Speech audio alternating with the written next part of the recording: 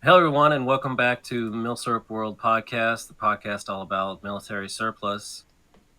Today, we're joined by myself, Aaron, and Danny, Jared, and Steven. Say hi, everybody. Hello. Hello. Hello.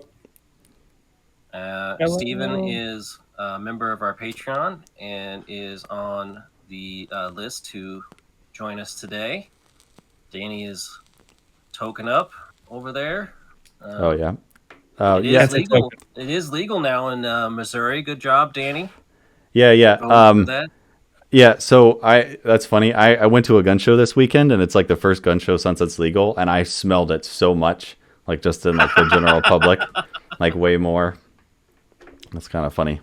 It's still it's still a federal thing, as far as filling out the Right. Yeah. form or whatever. My wife's hoping that it drives the prices down in Illinois. We were actually really surprised to see it pass because we weren't expecting any state around us to pass it because we got Kentucky, Indiana, Missouri. I'm just like, they're not going to pass it. And then Missouri went and passed it, and I was like, whoa, very strange. Yeah. I should say I'm not actually smoking anything. This is just tobacco. But I mean, something's on fire, so I mean, you are smoking something. I mean, I'm not doing cannabis, the wacky tobacco, the devil's lettuce or anything like that. Just censor yourself there. Yeah. This is going on YouTube. Got to be monetized. You can't say stuff like that within the first 30 seconds of a YouTube video. Who knows? Yeah, there's some sort of rule about that, I'm pretty sure. Mm-hmm. All right, But no. so... Yep. Speaking of smoking, Jared, real quick, sorry to go back into I'm this. sorry. I am Danny smoking does here. want to talk about this, yeah. So I am smoking a Shalowski pipe, of Shalowski pipes. He hooked me up with this pipe. It is now the nicest pipe that I own. He has an Instagram where he shows off like his pipes and he sells us. I'm not sure directly, but if he's a fan of the podcast, right? Yeah, he's a fan of the podcast. He listens to us.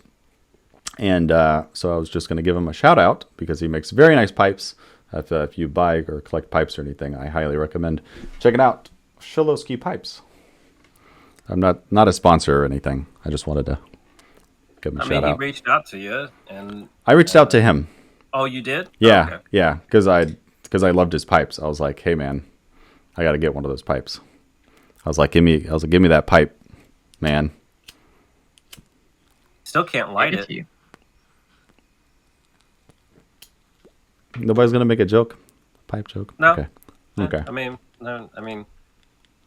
we've made a lot of Johnson jokes. I think we're kind of done on the dick jokes, really. Yeah, we're just penised out. Yeah. Just too much penis. Flaccid, kind of a flaccid joke now. So we'll do. We're gonna do intro to Structure. Yeah. We're gonna do So Steven, hello. Yeah, we got to do the thing that we do. We have to ask you the questions. Which the first question is, how did you get into military surplus? So I got into military surplus through, honestly, my grandfather. So my grandfather fought through all of World War II, Korea, and the first half of Vietnam, and I knew him growing up. And so knowing him and talking to him is how I kind of got into military surplus in general. And then when I graduated college, I discovered I can buy this stuff, and I can now afford to do so. So I primarily focus on World War I, World War II stuff. So I've got a fair bit of, my collection's still pretty small compared to some of y'all, but I got a good bit of rifles and pistols. And then I have a few military things as well. So I got a few overcoats, field jackets, stuff like that. So that's kind of what got me hooked on it. Yeah, same thing for me pretty much. Just realizing, got into the history, then I realized, oh wait, like these things existed. You could like buy something that was used in this war, and that was the big pivotal moment for me for collecting this stuff. But yeah, so what was your very first Milsurp? So my first Milsurp was actually purchased at a gun show, which is surprising. It was a AX41 code K98. It was a bolt mismatch, and the guy sold it to me for $800. And I was able to talk him down a little bit on it because he had it mislabeled originally. He thought it was matching. and it wasn't matching, the last two numbers on the bolt are flipped from the rest of the numbers. So, wow. Dyslexic moment. Yeah. yes. Yeah, So- dyslexic factory worker that day. It also, he sold That's me the cool. bayonet with it as well. So it was the rifle plus the bayonet. Oh. Does the bayonet match? Bayonet does not. Well, the bayonet matches the scabbard, but it doesn't match the That'd be rifle, I mean, obviously. but Yeah. still, 800 for your first is not terrible for a No. Yeah, for a bolt What mismatch. period are we talking? Yeah, just for a bolt mismatch of like a less common maker like AX, that's good. That's really good for nowadays. Yeah. What time period? World War II. It's so No, AX 41 is the What year did you get it? 1941. What year did you buy the rifle? Oh, what year did I buy? I'm sorry. I bought that 3 years ago at this point. We're in 2022. Yeah, so I bought it in 2019. Okay, that's actually a really good Yeah. price for 2019. Yes. Yeah. Yes. I was expecting it to be a lot more. And nobody was interested in it when he was at the gun show. I was asking about it. He's like, "Yeah, no one's asked me about this rifle yet," and I was kind of surprised because usually those are the first things to go. That's shocking, dude. K98K is like everybody knows what they are and everyone wants one. Yes. So that's What was his sticker price before you talked him down? $925. I thought that's maybe not it was bad. something ridiculous. That's still not Yeah. bad. Yeah, with a matching bayonet, that's I mean matching bayonets I mean, now are it's like not a $200 matching bucks. bayonet to me. It matches the Yeah, scabbard. something like that. Yeah. I mean, I'm saying like a bayonet like that matches the scabbard. Oh, yeah. Like that thing on its own is like $200. So Mhm. Yeah. Yeah, so you paid like $700 for a rifle or less. Yeah, essentially, and it's got a very clean bore, which was the other nice thing about it. That's what I mean. Aren't Russian captures going for that much now? Yes, yeah, I think Russian so. captures go for more than 700 now, Seriously? especially on Gunbroker. Wow. I haven't kept up with RCs lately. Jeez. Yeah, I saw one Russian capture run up almost to about $850, and I was kind of like, "You got to be joking. That's a bit insane." Yeah, you got somebody fighting for something there. Yeah, one of those bidding war things, man. The last Russian capture I bought, I paid like $500 or $600 for, but it was an all matching Russian capture. I.e., it was just labeled as a Russian capture. It wasn't actually a Russian capture. Oh, Nice. that's pretty cool. It's like this. All the numbers match on this gun. How is this a Russian capture? And I was like, how much? Okay, I'll buy it. Yeah, so no, that was my first rifle. I've been pretty happy with it. I've taken it shooting a couple of times, and it shoots pretty good too. So I'm certainly not complaining. Although I can't stand shooting Sherman Mausers with their V-notch and post. Oh, really? Not a fan of the barley corn? No, I am not. It's a horrible sight system. I don't you mind ever it that shot- much. Have you ever shot the old school the roller coaster, like a Bear 98 sight? I have, I hate it. and it's weird. It's awful. What you need is a Portuguese Mauser. So I have the next best the thing. I Portuguese have export. The 937 because it Yeah. has a square notch and a U. Yeah, It's so a I have really the nice next best thing. My friend has a Portuguese Mauser. I have a Norwegian Capture K98. Oh, okay. I actually have two, and they basically just changed the sight to the square notch and post. So, and put it in 30-06, which I enjoy shooting a little bit more 30-06, than right? anal. Yeah. Yep. Did they file out the edge of the receiver for that? Yes. Yeah, the mill a flat for it. That's cool. I want one of those. There was one at a show a couple weeks ago for $1,200. Norwegian capture.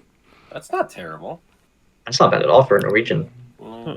I looked at it kind of hard and I was like, What does an Israeli one go for nowadays? well, I saw it. Come This up is super often. this is getting kind of in the we're doing the gun show topic. Did we say what our topic was today? Our topic is Not gun yet. shows, and this is kind of getting Usually into we that get to topic. after the acquisition. I saw two. Yeah, I know. I saw two Israelis at the gun show this weekend. Oh, Weirdly enough, two. One was 6 and one was 8. really? That's not bad for I would Israelis. expected more. Yeah, in 308, you think they would be? Yeah. One Were they rough? not really. The Because they there was can be.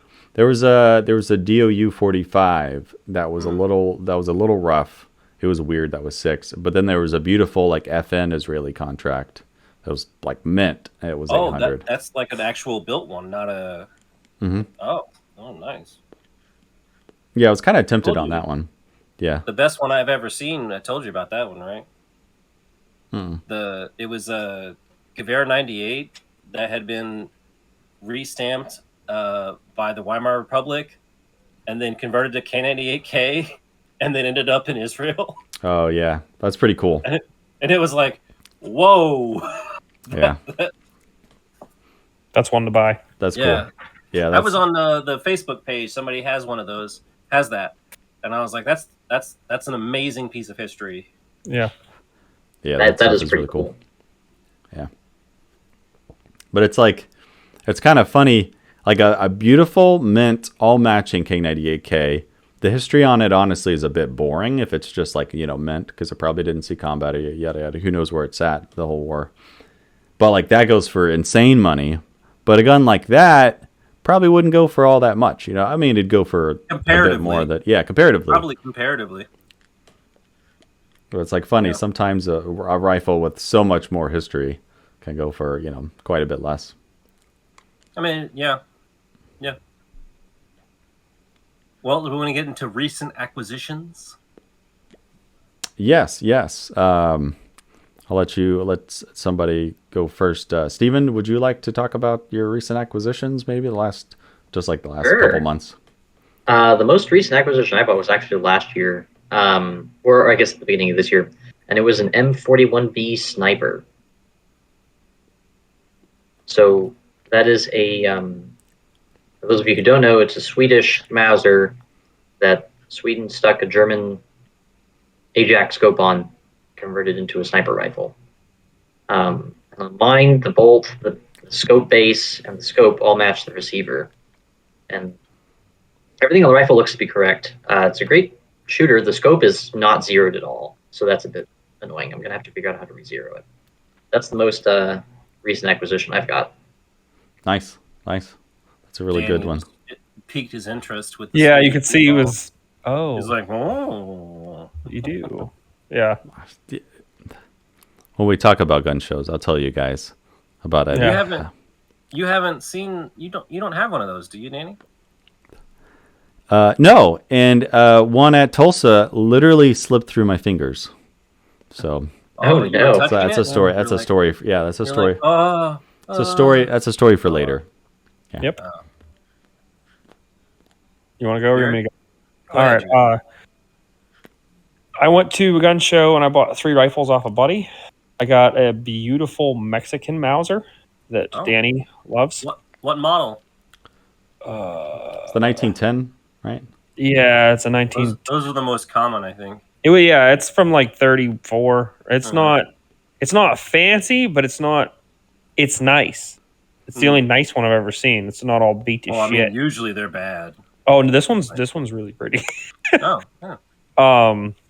Yeah. I got that. For people who don't know, those are essentially like, if you imagine like a Spanish 1898, but with a Mauser 98 bolt in it, Yeah. or like a Mauser 98 And action. And then used for continuous use for like 75 years. Yeah. Yeah. That's why I was extremely surprised. Like this is nice. It's not factory, but it's not drug behind a pickup truck for 75 years. It looks like I carried it around for like a week and then they got bored of it. It's really nice. I got a Jap carbine, a 38 carbine, nothing special. It has the mum. Oh, So, I mean, that's 90% of the value. Yeah. And then I have for the Mosin guys, a 9138. Anybody here know what that is? No. There's a couple articles on them. It's a rifle that was converted, they think, by the Czechs into a 38 pattern. So it's a 1907 rifle that has 38. It's a 38 short barrel and But no bayonet. no bayonet. So it's the carbine length, Mm-hmm. but Carbine not like sights, the all that. M44 where it has the folding bayonet. It's like the 38 where it doesn't have the bayonet. Yes.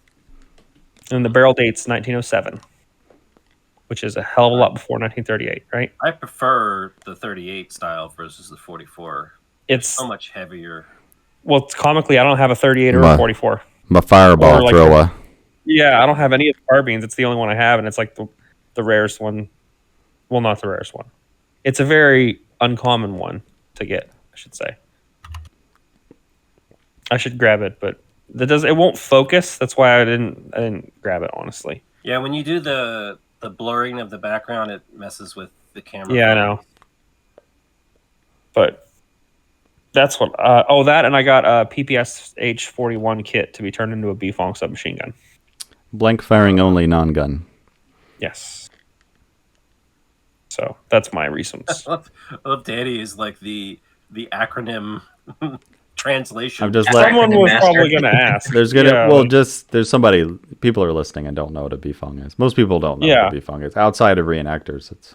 When you said it, I knew what it meant, but at the first second, I was like, "What did he say?" And then you immediately started saying it, so I was like, "Oh yeah." Yeah, that's what I got. Well, I haven't bought anything just yet, but I am seriously considering rolling the dice on the Royal Tiger lottery. Yeah. Nice. I mean, $250 for an M95 carbine. Pretty juicy. Yeah. Wouldn't you think rolling the dice sooner than later would be the way to do it? Because every day that goes by could be the next nice one that's gone. Oh, yeah. Oh, see, here's the thing. I'm well beyond, like, caring about, like, if it's shootable. I have enough to shoot. That's fair. So, I don't care.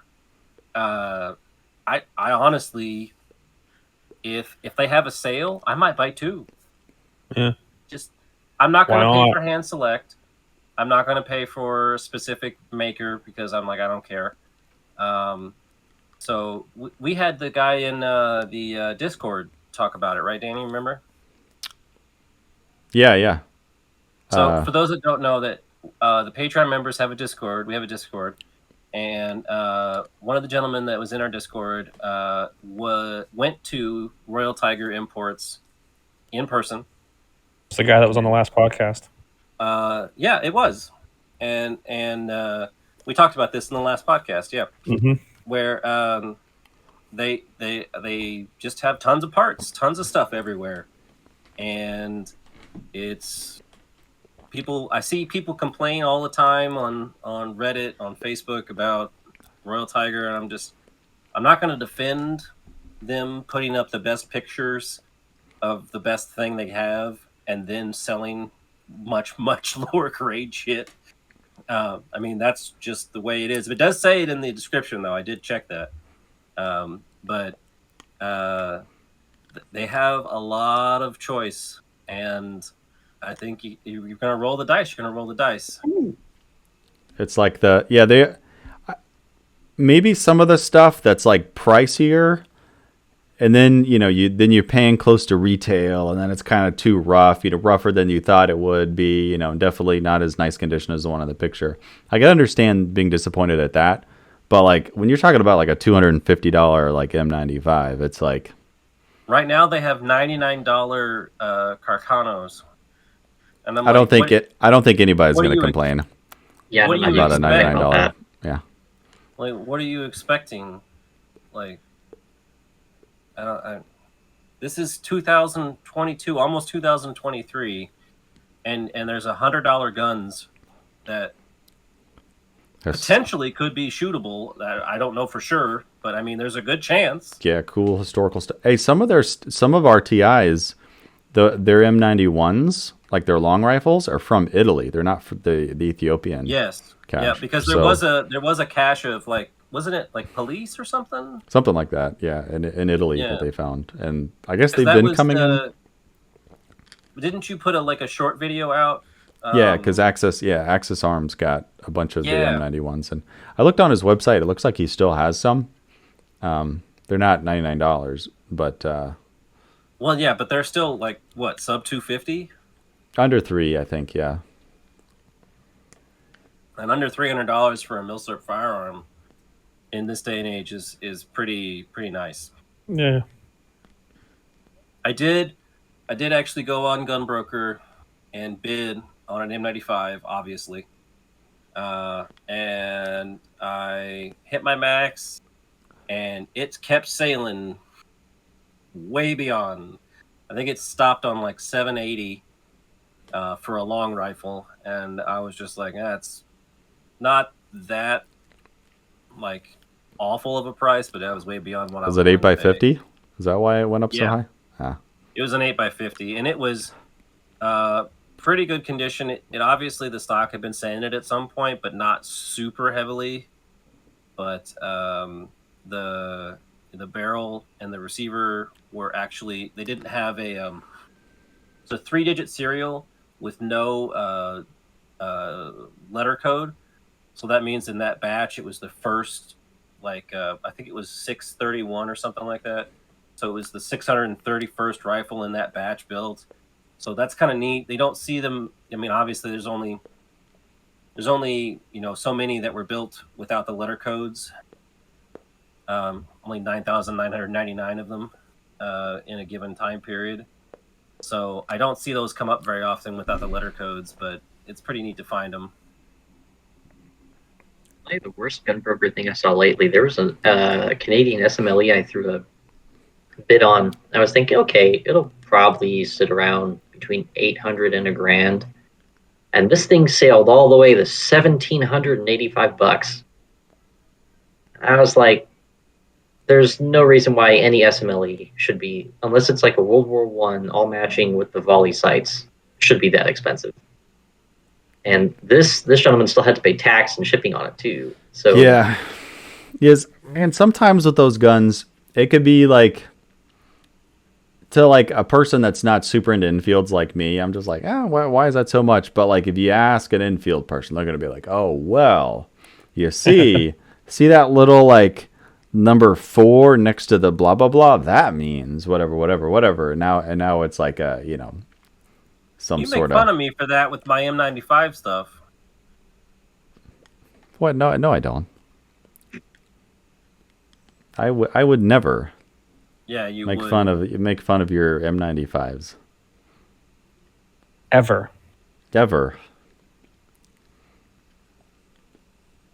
Blasphemy, sir. Was that did we go through all your acquisitions, Jared? Were we on you still? No, I'm done. Then Aaron did his. You're up. Oh, okay. Yeah, now it's Danny's turn to parade his stuff through. Yep. Parade his giant run of shit through that I wish I had. Screw you, sir. Screw you. I'll start off with the lamest. This thing. Oh, another G41. Yeah. Because he's a douche. What? Oh, that's the lamest one. Yeah. Yeah. I'm not even acknowledging him right now. A 41, and I got the one I did a video on a couple weeks ago. It's a Belgian Army 1924 Mauser. Uh-huh. I got that one. It was pretty cheap. Like, oh, that one. I watched the video on that. It was really cool. It's really weird, right? Because it's a Belgian 1924. So you're thinking like pre-war, early 1924, but it's like, nope. It's a post-war, adopted in 1950, and they just called it in 1924 because of an FN like solicitation to buy their model of 1924. But it's a 1930 model. But it's a model 1930 because the 1924 didn't exist anymore. Like in 1950, FN didn't make it anymore. So FN made the Belgian Army the 1930 in 1950, and the Belgian government called it the 1924. There you go. Sense. I mean, I totally understand this. Yeah, And that's just everyone government works on logic. it. Oh, and the funny thing is too, the Belgian army they issued like a little like a little instruction booklet to the troops with the rifle, and the picture of like the model 1924 is the old FN 1924. It's not even like their rifle that they were issued. So like the soldier could like look at their booklet and like look at their gun and be like, hey, these look a little different because it's not even because they even used the picture of the 1924 in the booklet. So that's just one of those silly little government things. I got a Lee Enfield RIC carbine, the Royal Irish Constabulary. I always say that wrong. I forgot which way. Yeah, okay. Carbine, which is a pretty neat little guy. I love carbines, and I've always wanted one of these. And I just found too good of a deal on one. It was like $750. So I was like, shut up and take my money. Yeah. I've seen like the cheapest I've seen one was Mustache Man had one on his like email list, and it was $1,200. I thought real hard about it and I didn't, and it sold real fast. So when I saw it for $750 and it's all good, you know, like not messed up or anything. So I was like, oh crap, I have to get that. I just picked up from my FFL like a week ago a Type 1 Viz 35 that I have behind me right here. Hang on. This is an earlier Type 1 Viz 35. So is that 9? Yep, it's 9mm. So it has on the slide P35P stamped into it, which is what the German designation is. They stopped stamping those on the guns later on, and then also you got the slide. Yep, it's got the slot. Is the barrel blued? No. Okay. No, it's in the white. So I've been looking for an early Type 1 slotted Viz 35 for a while. So I was really happy to get this one. So now I have. Does even exist? Not really. Yeah, I don't. I think. I didn't even know. I mean, they do. They do. You know, if one comes up and you want to pay, like, you know, $4,000 or something crazy for these stocks, they're not. You know, they're not like floating around out there, but they do exist. Is it a wire or is it actually like wood? It's a wood stock. There's a couple of people making repros now. Of the Viz 35s? Yeah, but they're also like in the $1,000 to $2,000 range. For a repro. Yeah, some of these stocks, even the reproductions go pretty crazy. So I mean, you got to think about the cost and the time it takes to carve something out like that. Yeah, and how niche it is. But anywho, so I got a Type 1. I already have a Type 2 and a Type 3. So I have all three. So the next thing I need to do is I just need to get an actual Polish one, I guess. Is that all of them? Mm-hmm. Yeah, just the two. I mean, there's like variations because there's like little. So there's like with everything. So like on the rear, go out to the tiniest niche. Yeah, so like there's this like thing that's milled into the top of the slide, and behind the rear sight, it's milled out smooth. So like that was done during the Type 2 phase. So there's Type 2s so like with various it. improvements they made along the way. Yeah, and then there's some Type 1s that aren't slotted. There's lots of little variants. So it just depends on what you want to collect. But yeah, there are the three main types, and then the actual Polish one. So I guess there's 4 counting the actual Polish ones, but 3 Germans. I have 2 of the Redums, and both of them are the Type 1s. One's a pre-alpha serial block and one's an A block. Oh, cool. Yeah. This one is no letter block. It's just a 4-digit serial. Oh, nice. I have an interesting story about one of those if you want me to interject real quick. Yeah. So this last weekend, we raised pigs and then we butchered them, and we were walking up to see if there was any critters in the gut pile that we could then take care of because the guy has chickens, and there was a bunch of mice running around, and he's like, "Hey, shoot that mouse!" And he just pulls his light. He just carried a flashlight. He pulls a light up and he points it at the mouse. I'm like, okay. And I was carrying my Viz 35. I pulled out and shot this mouse, bam, at like 4 yards. And he's like, oh, shoot this one. I shot 3 mice with it. And then we went and got rifles, and then we shot like 14 mice. Yep. But I did it at 10:30 at night, like off a flashlight, and I hit this mouse, and then it was on. Take that, guys who question 9mm stopping power. Yeah. I thought you were a 32 man, Danny. It was just kind of like, it was really fun because the look on his face, he was like, "Oh shit, he did it," you know? Yeah. So, I mean, he asked you to shoot it. He did, and I did. I obliged him. I don't think he thought I could do it right away. I don't know. It doesn't matter. It was fun. So the last thing I'll mention here is this guy sitting behind me. You probably noticed. This is a double-barreled German flare pistol made by Krieghoff.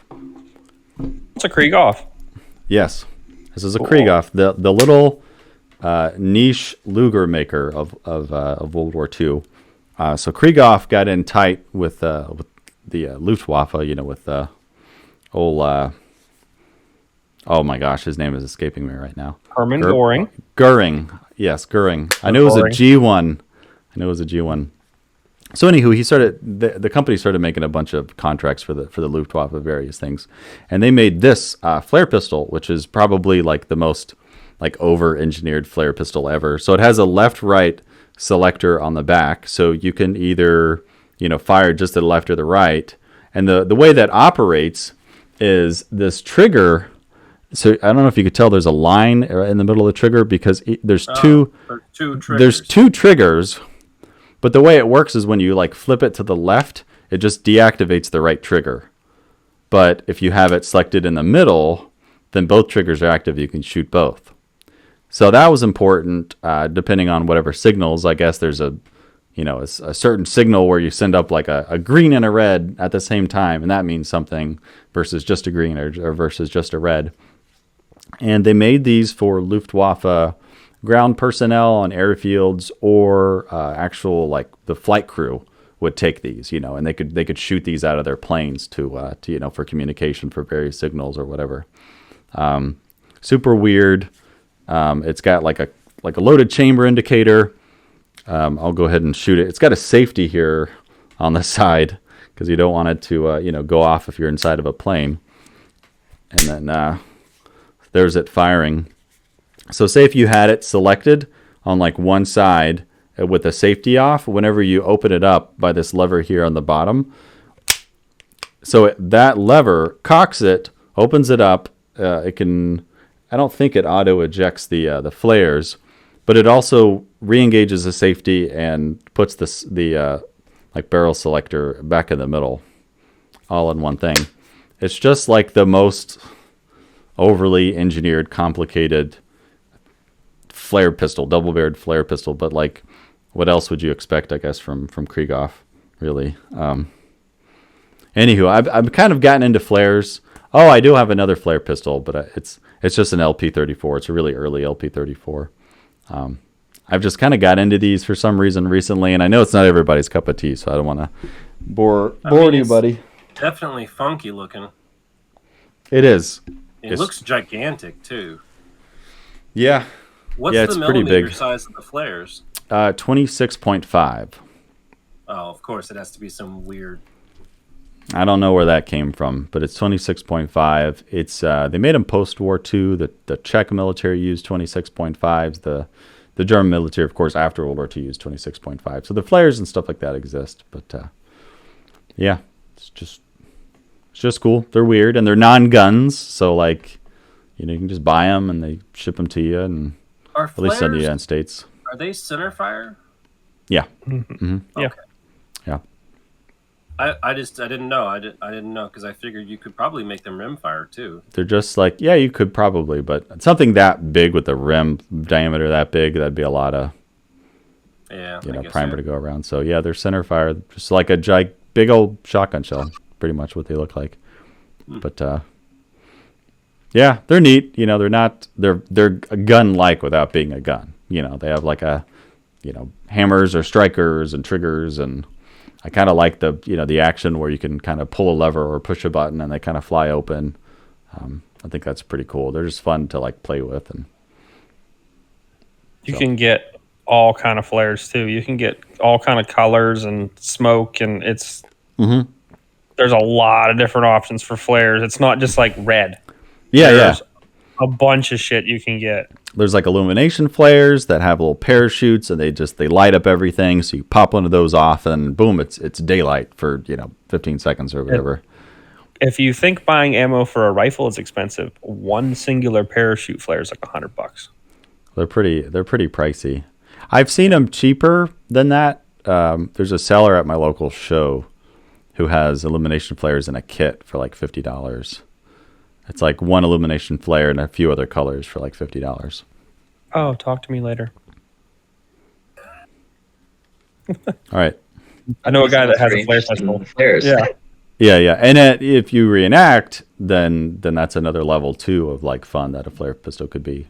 Because you bring it along and actually use it like in a, kind of historical context. So there we go. I think that's everything I got. Everything? I can't think of anything else. Our topic today is gun shows. Gun shows. Yeah. Where you get the ghost guns, right? Oh yeah, the loopholes. That's where all the loopholes are. I'll tell you what, I found a whole lot of great deals at my gun shows. Because all the deals at gun shows are gone Friday before you get there. All the guns that are left over with the hot takes. All the guns that are left over are for the plebs.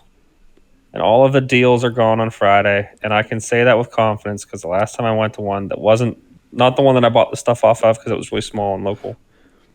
But like the main ones. Yeah, I'll tell you as a person who's worked at a lot of gun shows.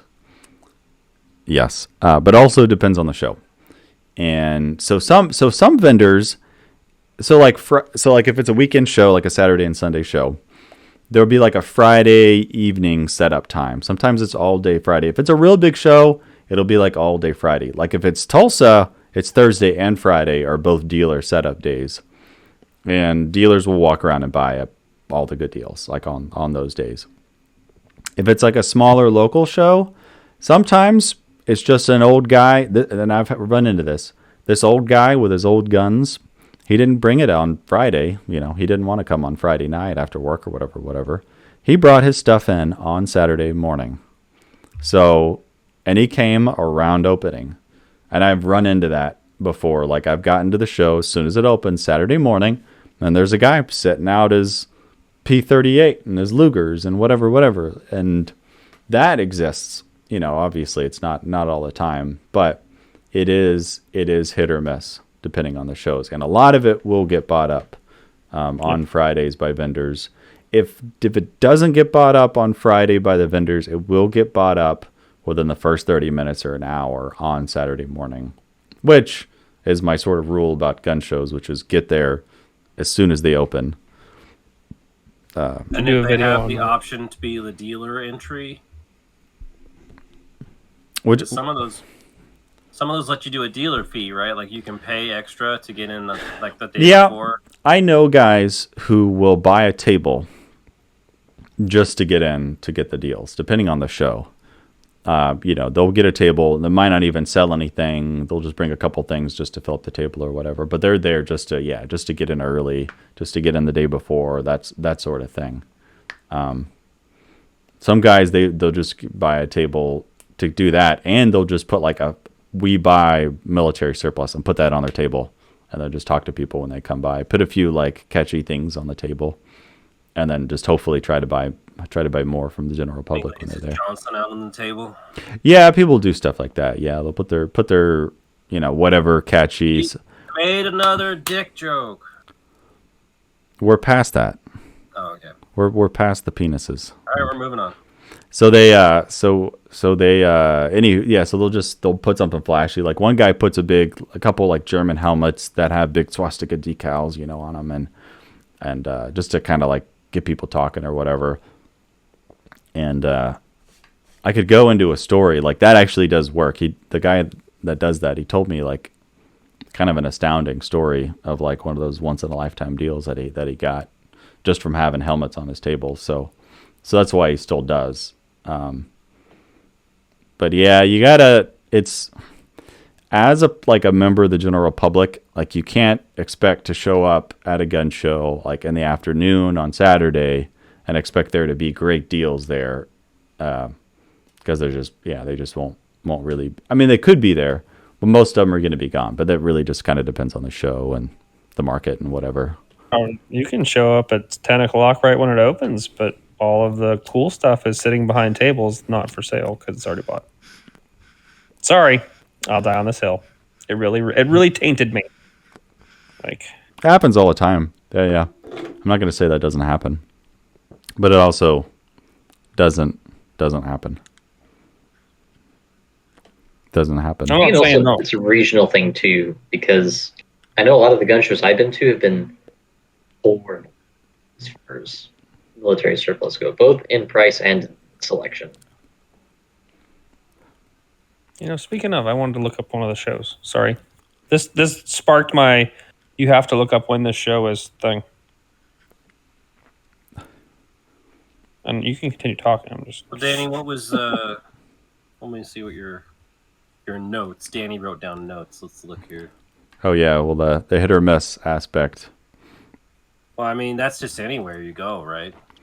Yeah, and it's so you could, and it's. I want to talk about this for a second too. Like, you just say the word gun show, and most people have like a visceral reaction of like you hate them, you don't want to go to them, they're a waste or whatever. But like the thing is, it's just like anything else. Like you can't just lump gun shows in general into like a category because there's in this area, there's lots of different types of gun shows and different companies that do gun shows.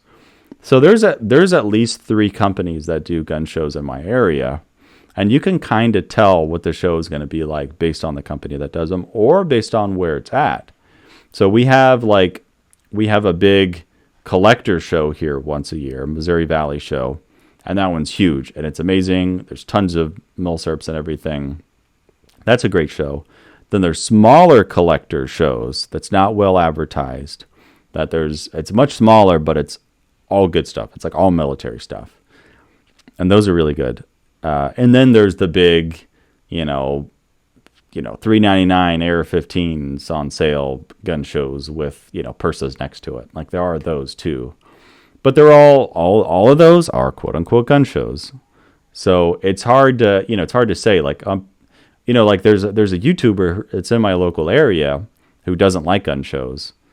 And he'll go to like one gun show and be like, see, all gun shows suck. And he'll make a video on it or whatever. And I'm just like, okay, fine. You can think that. But like you just went to one gun show this year and it happened to be a crap one. And now you're just saying they're all bad. And it's just sort of, anecdotal. And honestly, like to me, I'm not trying to like defend gun shows because like, honestly, like the more people who don't like gun shows, especially in my area, if you don't like gun shows, good, don't go. And then there'll just be more deals for other people. So. Who's the other guy, Danny? Call him out. I don't know if I want to say his channel name. Oh, you don't want to do it? Okay. I don't know. I don't want to call him out or whatever, but he's got more subs than I do. And he makes gun show videos every now and then. He's more important. Sub count does equal accuracy. Accuracy. Yeah. Let me just ask a question. Hold on. Do people copy his videos all the time? No. Okay, just making sure. No. Nobody has any clue what I'm talking about except you. If you know, you know. Right, Danny? Mm-hmm. Yeah. No, it's not him. This guy, like I said, well, that guy's not in my area. This guy is in my area. This guy's in my area. And a lot of his videos, he goes to like a local shop and just like interviews the shop owner and like asks a question about like, what are people buying nowadays? And they just talk about that for 10 minutes or whatever. It's kind of weird. But then every now and then he does a gun show video and I'm just like, oh man. But gun show videos do rather well on YouTube. It's kind of odd. Like mine did really well. I didn't understand that was a thing. And part of me like thinks like, oh, I should do that. It'll do well or whatever. But I just can't make content for content's sake like that. So I'll do it if I feel moved to, or I feel like I could add something to it. I can't stand making money. I mean, I don't do this to make money. I do this because I'm like I have to love be I have to be passionate. Like when I make my gun show video, I was passionate about like the 5 don'ts or whatever, like I have to be when I make a video about a certain like firearm, I have to be passionate about that gun and want to talk about that gun before I make the video. And if I don't feel passionate about the gun, I won't make a video on it. Like I own guns that like I've never made a video on, and I just might not feel passionate enough about it to make a video. Yeah, so. You still have one of mine. So anyway, moving on. So the next part is building rapport, right? Yeah. This goes into, like I said, these people that maybe just show up to like one gun show a year or whatever. So I go to these gun shows all the time in this area, and I know a lot of the vendors, right? Like I know a lot of the vendors. I meet them. Some of these shows, like around the holidays, for some reason, there's like a gun show like once a month or whatever. So I see these guys pretty often, sometimes a couple times a month or whatever. And you doing that for a few years, you do build a rapport with these people, and that helps a lot. They'll give you leads on where to find stuff. They'll tell you people who might have one of whatever you want. They'll give you maybe a better discount on something than they would just if you were just a Joe Schmo asking about it. So I think building rapport is very important with gun shows. It's also important with like gun shops, going to gun shops and stuff, but and particularly with gun shows as well. But that's just, some people don't build that, and I think it's an important aspect. But I'm sort of addicted to gun shows and going to gun shows. But I mean, you go all the time, Danny. Yeah. It's like a thing. I have severe FOMO if I don't go. So like I have to go, and I get there as early as I can. And part of, like I said earlier, with like getting there as soon as it opens.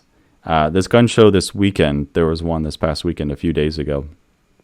And I couldn't be something with my kid early in the morning or whatever. I ended up getting there like 30 minutes after opening.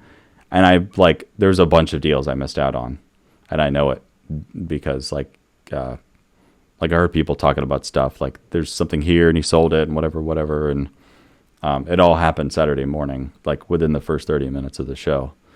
So getting there early really does help. Do you blame your boy for that? Are you going to hold that against him? I would bring that up when he turns 16. I really would. Yeah, for the rest of his life, I'm going to tell him all the inconveniences and everything. He's for a huge sure. Disappointment. Yeah, his favorite T-shirt. So yeah. Oh, we did rip your favorite T-shirt. Yeah. I'm making a list. Yeah, I'm making a list of all the grievances. I'll let him. He's going to check it twice. Oh. Hey, it's Christmas. Hey. I've tied it all together. Yeah. I'm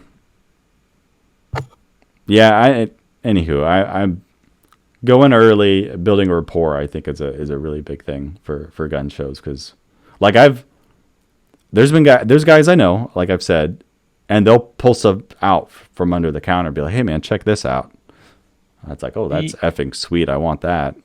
And I think that's what happened. That's what happened with your stuff, right, Jared?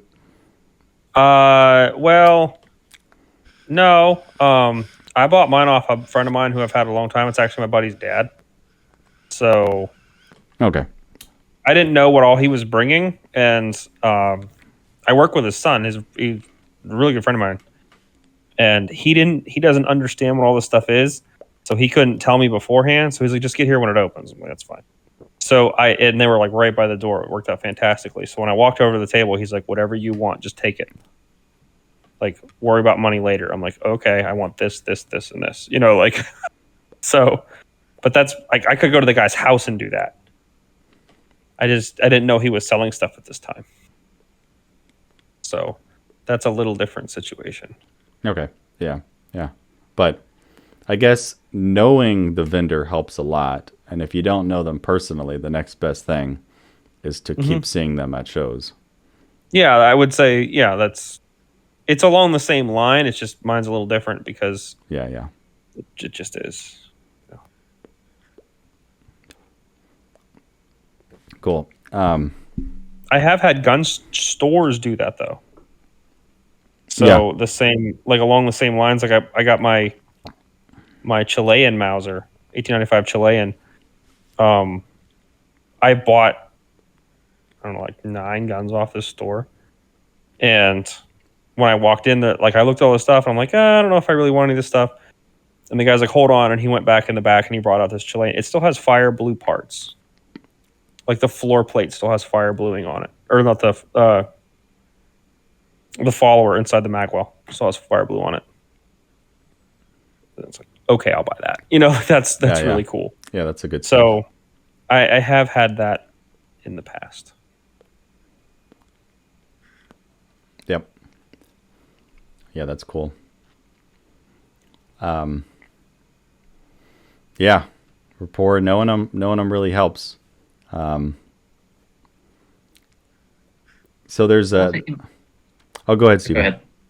I was gonna say the one thing I will say about gun shows is, in my mind, there's still more chances to get half decent deals at the gun shows than are on like Gunbroker, for example.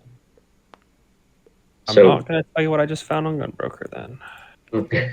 You can message me that later. Because I am looking on it right now, and I'm like, oh, I need this. And that's not to say you can't find good deals on Gunbroker, but at least at the gun show, it's like, okay, I know I don't have to pay tax and I don't have to pay shipping, which that's a sizable amount. Like, especially if it's it's relative to the total amount of the gun, but like if it's a like $400 gun, shipping and whatever ends up being 20% of the total purchase or whatever, but if it's that is a really good plus for local stuff. But also there's a chance of the seller not knowing what it is and mislabeling it, putting too low of a price on it. What's happened to me, I've seen at shows, is that a seller will have something, he'll put like the average going price that item is what he thinks, but what he doesn't know is that thing that he has is more special and rare than just the average one. So his price is actually a really good deal because he priced it at the average one. So, knowing your stuff too before before you're looking at whatever it is kind of a big plus too. But there's no quick and easy way of kind of learning everything you can about certain guns, except for maybe doing research about them, as soon as you see them. But you can find that stuff. But like if that item at that show, this hypothetical item, was on Gunbroker, people would probably recognize it and it would get bid up, high as it should be, or close to retail. So it's one of those things. Yeah, I something personally with me that I'm kind of finding out recently. So with having a kid, the deal is I like to go to gun shows both days because like a lot of people talk about gun show deals, right? And I've always said first thing on Saturday morning, that's the best deals. And a lot of other people say this, and I know this too, but I think it's less so than the early on Saturday thing is late on Sunday because people are packing up, want to leave, and they'll make you the deal. That's not always true. What I find is there's far more often the guys that just don't care if they hang on to it for just years or whatever. They want to get this price. That's their price. They don't care if they have to bring it to gun show to gun show to gun show for years. They just don't care. That's more of like I'm going to buy an AR. Okay. You want to buy this one? Well, I'll give you a little bit less for it so you can go take it home because they got like 30 more of them at home. It works really good for like new stuff. Or for like random junk. It doesn't work so much for guns, I've found. Like random junk works good for random junk. Well, the late on Sunday thing is how I got my 41. Sometimes it works, but I'm not saying it doesn't. Yeah, it's a slim chance. Most of the time it doesn't, but So like I was saying all that just to say that I like to go on both days, pretty much. I like to go Sunday and Saturday.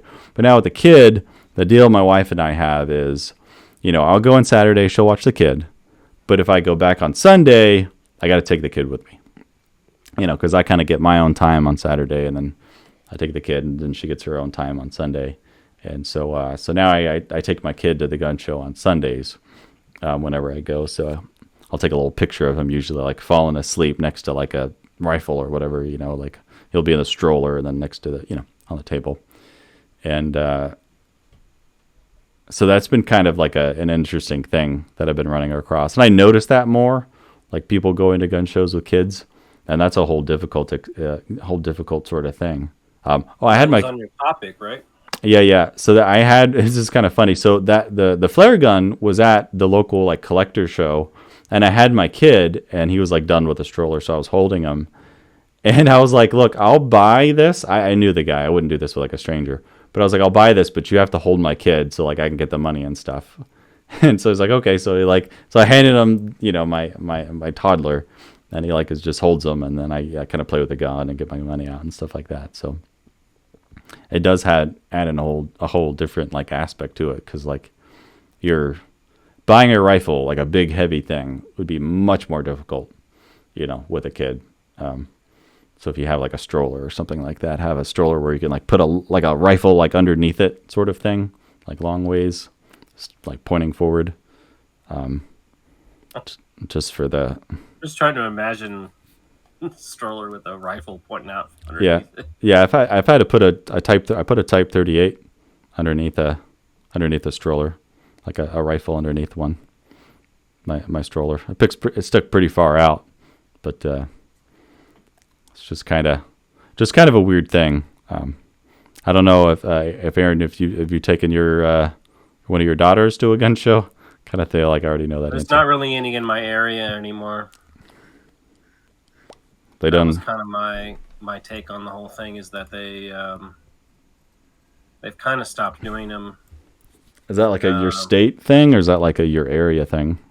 It's more my area. The couple of times they did do them, I don't think the turnout was very good. And the ones in this state, and I'm assuming like the local area, because I'm somewhat near Indiana, Kentucky, and Missouri. It's all done by the same company, and they all like travel around. And they do invite local people, obviously, like local businesses, to do it, but it never seemed to draw a huge crowd, and it just seemed that maybe they just didn't make enough money from it.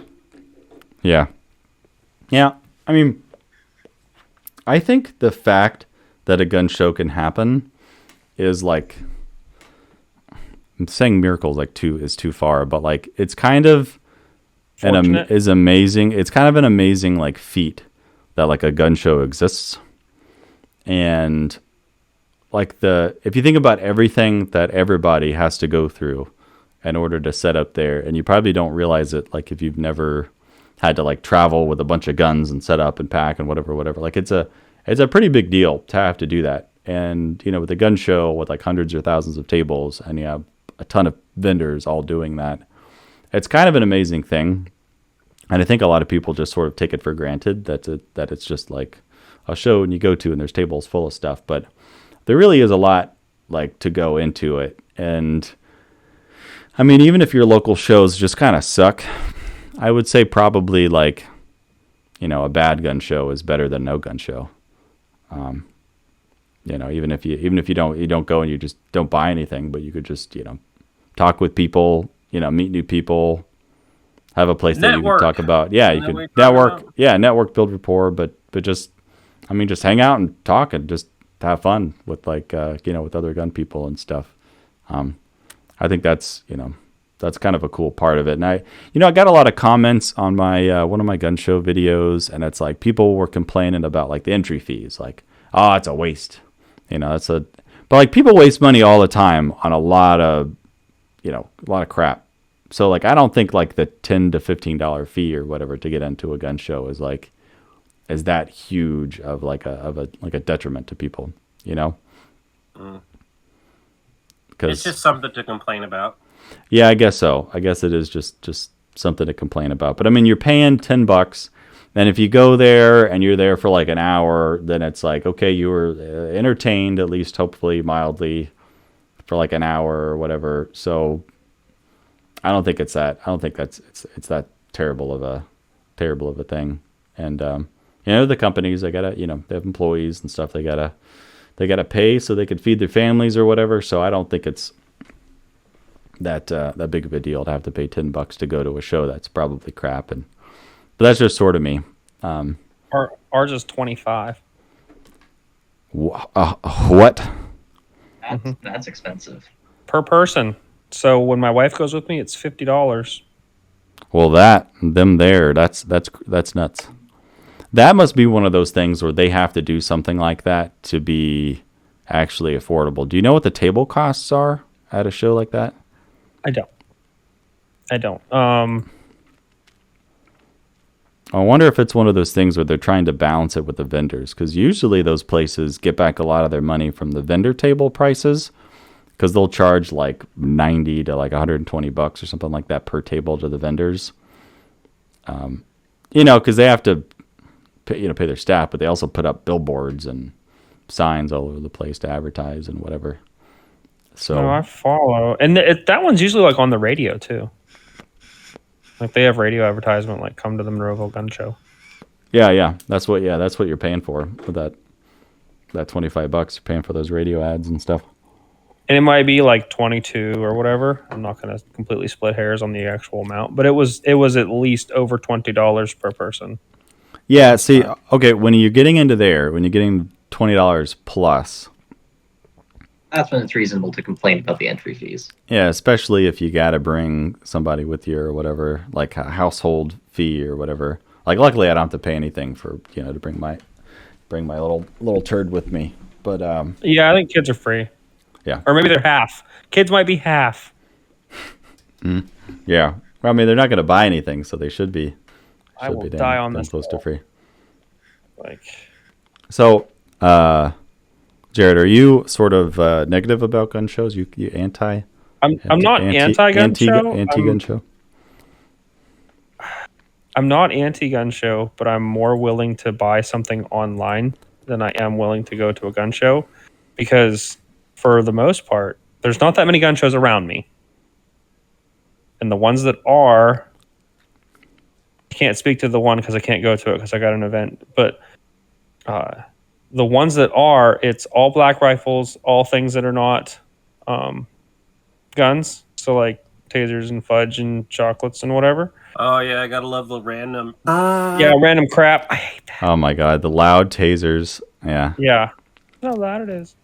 Yeah. And then ammo, and then there's usually like 2 to 3 tables of Milsurps. That's it. And then there's a lot of tables there. There's like, you spend 2 hours walking around this place. There's a lot of stuff there, right? So I realize that there's something there for everyone, and that I'm cool with, because like Casey can come with me, and she doesn't necessarily care about all the things that I care about, but she can find stuff that she wants to see too. So that's cool, but like, it just gets old. Like, to me, I'm sorry, I don't want to go and see your overpriced 9mm for the 1000th time. I don't want to have a guy try to force me to buy a set of primers for $15 for 100, or $20 for 100. What the frick, man? How's he trying to do it? How's he trying to force you to buy this? It was really funny because it was like, I bought brass because the brass was really cheap. I'll be right back. Oh, okay. I bought brass because the brass was really cheap. He's like, do you need components? I'm like, I probably don't want to pay the price that you want for the components. Like, I'm just going to tell you that right now. And it might have been $30 for 100. It was at least 20 or 30. And he's like, oh, no. And then, so he's like, here. And he's like, it was $30. And he hands me like a pack of 100 primers, or he's like, these are $30. I'm like, I won't pay that. And he got offended that I wouldn't pay his price. I'm like, I was like, I don't want them. You cannot, there's no way you need these. I'm like, I'm good, sir. Like, I'll wait, Yeah. So was he being serious, or was he just being a bad salesperson? Because like salesmanship kind of plays into some of those guys more than others. I don't really know. I kind of quit listening when he said $30 for a pack of 100 primers. Yeah. Like, I don't care. Like, and I realize supply and demand. Like, I understand economics. I'm not. And at the time, because this was like 2020, so like they may have been going for that, and I completely understand and respect the fact that they may have been going for that at this time, but I'm not willing to pay your price. Sorry. And I may have laughed in his face. Sorry, but that's ridiculous. Like, so. Yeah. I don't know. They're really weird for me. It seems like you go, for me, where you go to them all the time, and they're all decent. Would that be a good word that you would use? Is they're at least all decent and worth your time, where you see some stuff and it's really cool and all that. For me here, one a year would be decent, and there's like 6.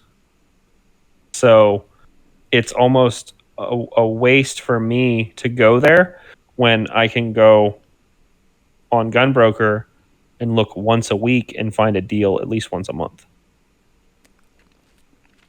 So that is my thoughts.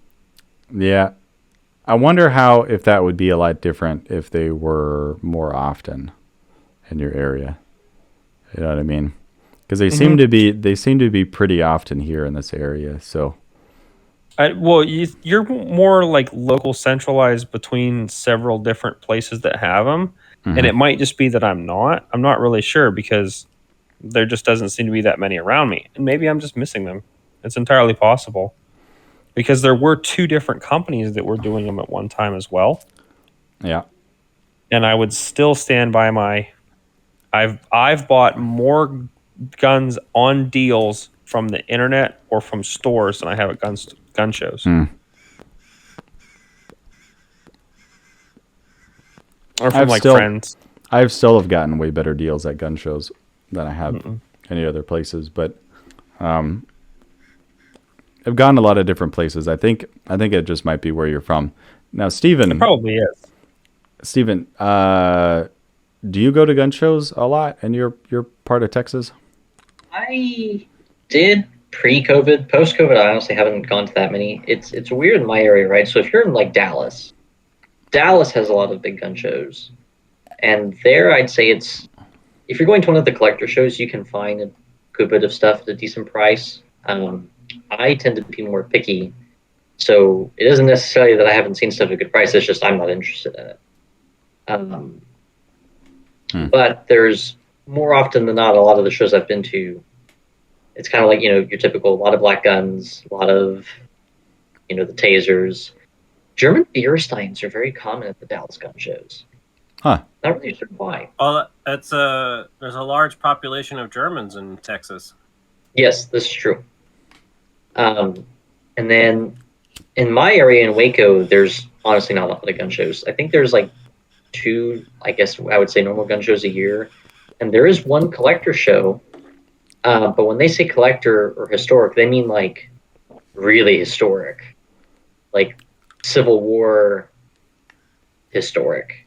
And I really don't have any interest in that era of firearms. So, I went there and, all like 40 tables were all Civil War stuff. I'm like, okay, well, this is just a complete waste of time for me. But yeah, I heard the ATF had a fire sale where you're from a while back. That's funny. Continue. Yeah. Good old ATF. Yeah. They just set fire to stuff. As far as what I've actually bought, it's kind of evenly split. I found a few good deals at gun shows. I found a really good Persian Mauser at a gun show. It was pretty clean, pretty reasonable. I think when I bought it, it was $700. And one of the M1s I have, I actually bought at a gun show, and it wasn't exorbitantly more expensive than getting it through the CMP, and it had a Danish barrel in it. So I'm like, okay, well, just for the fact that it has the Danish barrel, that's fine. I think the guy wanted like $850 or $900 for it, so that wasn't terrible. And then my K98. There's been a few things like on Gunbroker as well, right? I think I got one of my SMLEs for $400 on Gunbroker. And it was clean. Like it's a very clean SMLE, and it's all matching, like original matching. It wasn't like reworked and stuff later. So it's been, I'd say, probably more hit and miss for me. Not to the point where it's like I see no good deals at all.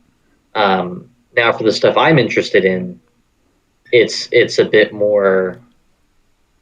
Yeah, okay. I'm probably not going to find stuff like I like German stuff, and surprisingly, K98s are not super common at a lot of the gun shows I've been to.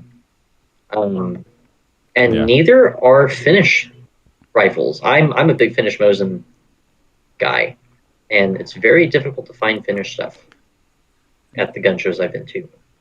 So if you like Finnish or German, it's kind of hard. I mean, I did remember seeing a Russian capture somebody wanted 1,200 for, and I was like, no, absolutely not.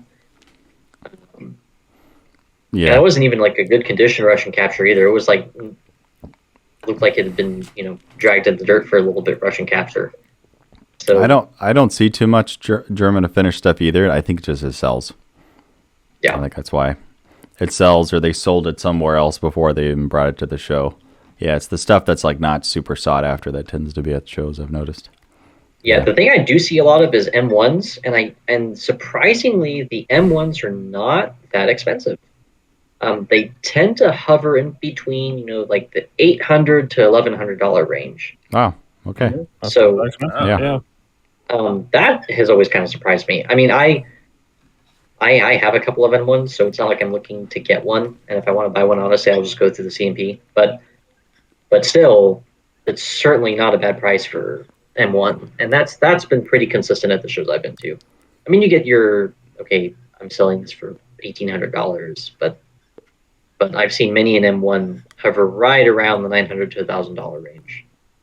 That's really good. The last gun show I went to, I saw like 6 or 7 M1s, right smack in the middle of the $900 to $1,000 mark.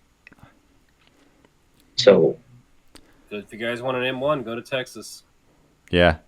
I've noticed M1s, like over the last 10 years, haven't really gone up in price like a whole lot. Like what I paid for mine, like, I don't know how long, like 15 years ago or whatever. Like they're about that now. Like it's appreciated a little bit, but like not a ton. Like not compared to like my German stuff that I've had that long. The M1 carbines. Oh my God. Yeah. Yeah. That's what carbines have shot through the roof. Accelerated. But yeah, you're right. And I'm wondering if it's because, Danny, the CMP was still, like, you can still buy them from the CMP. So, like, it's kind of kept the price depressed because, like... Yeah, I think the CMP, like, unless you have, like a specific model or, like, year or maker or whatever. Yeah. Or, like, a special serial. Just, generic mixed parts, post-war, whatever, like, pretty prices kind of flatlined. Specific guns, like all correct lock bar sights and all that stuff, of course, those are up there. But those were always up there. Yeah, those have kind of always been high, and it seems like they just kind of have stayed high. But, that's just what... You're right. I've not seen... Like, since I started collecting, which was 2011. 2011.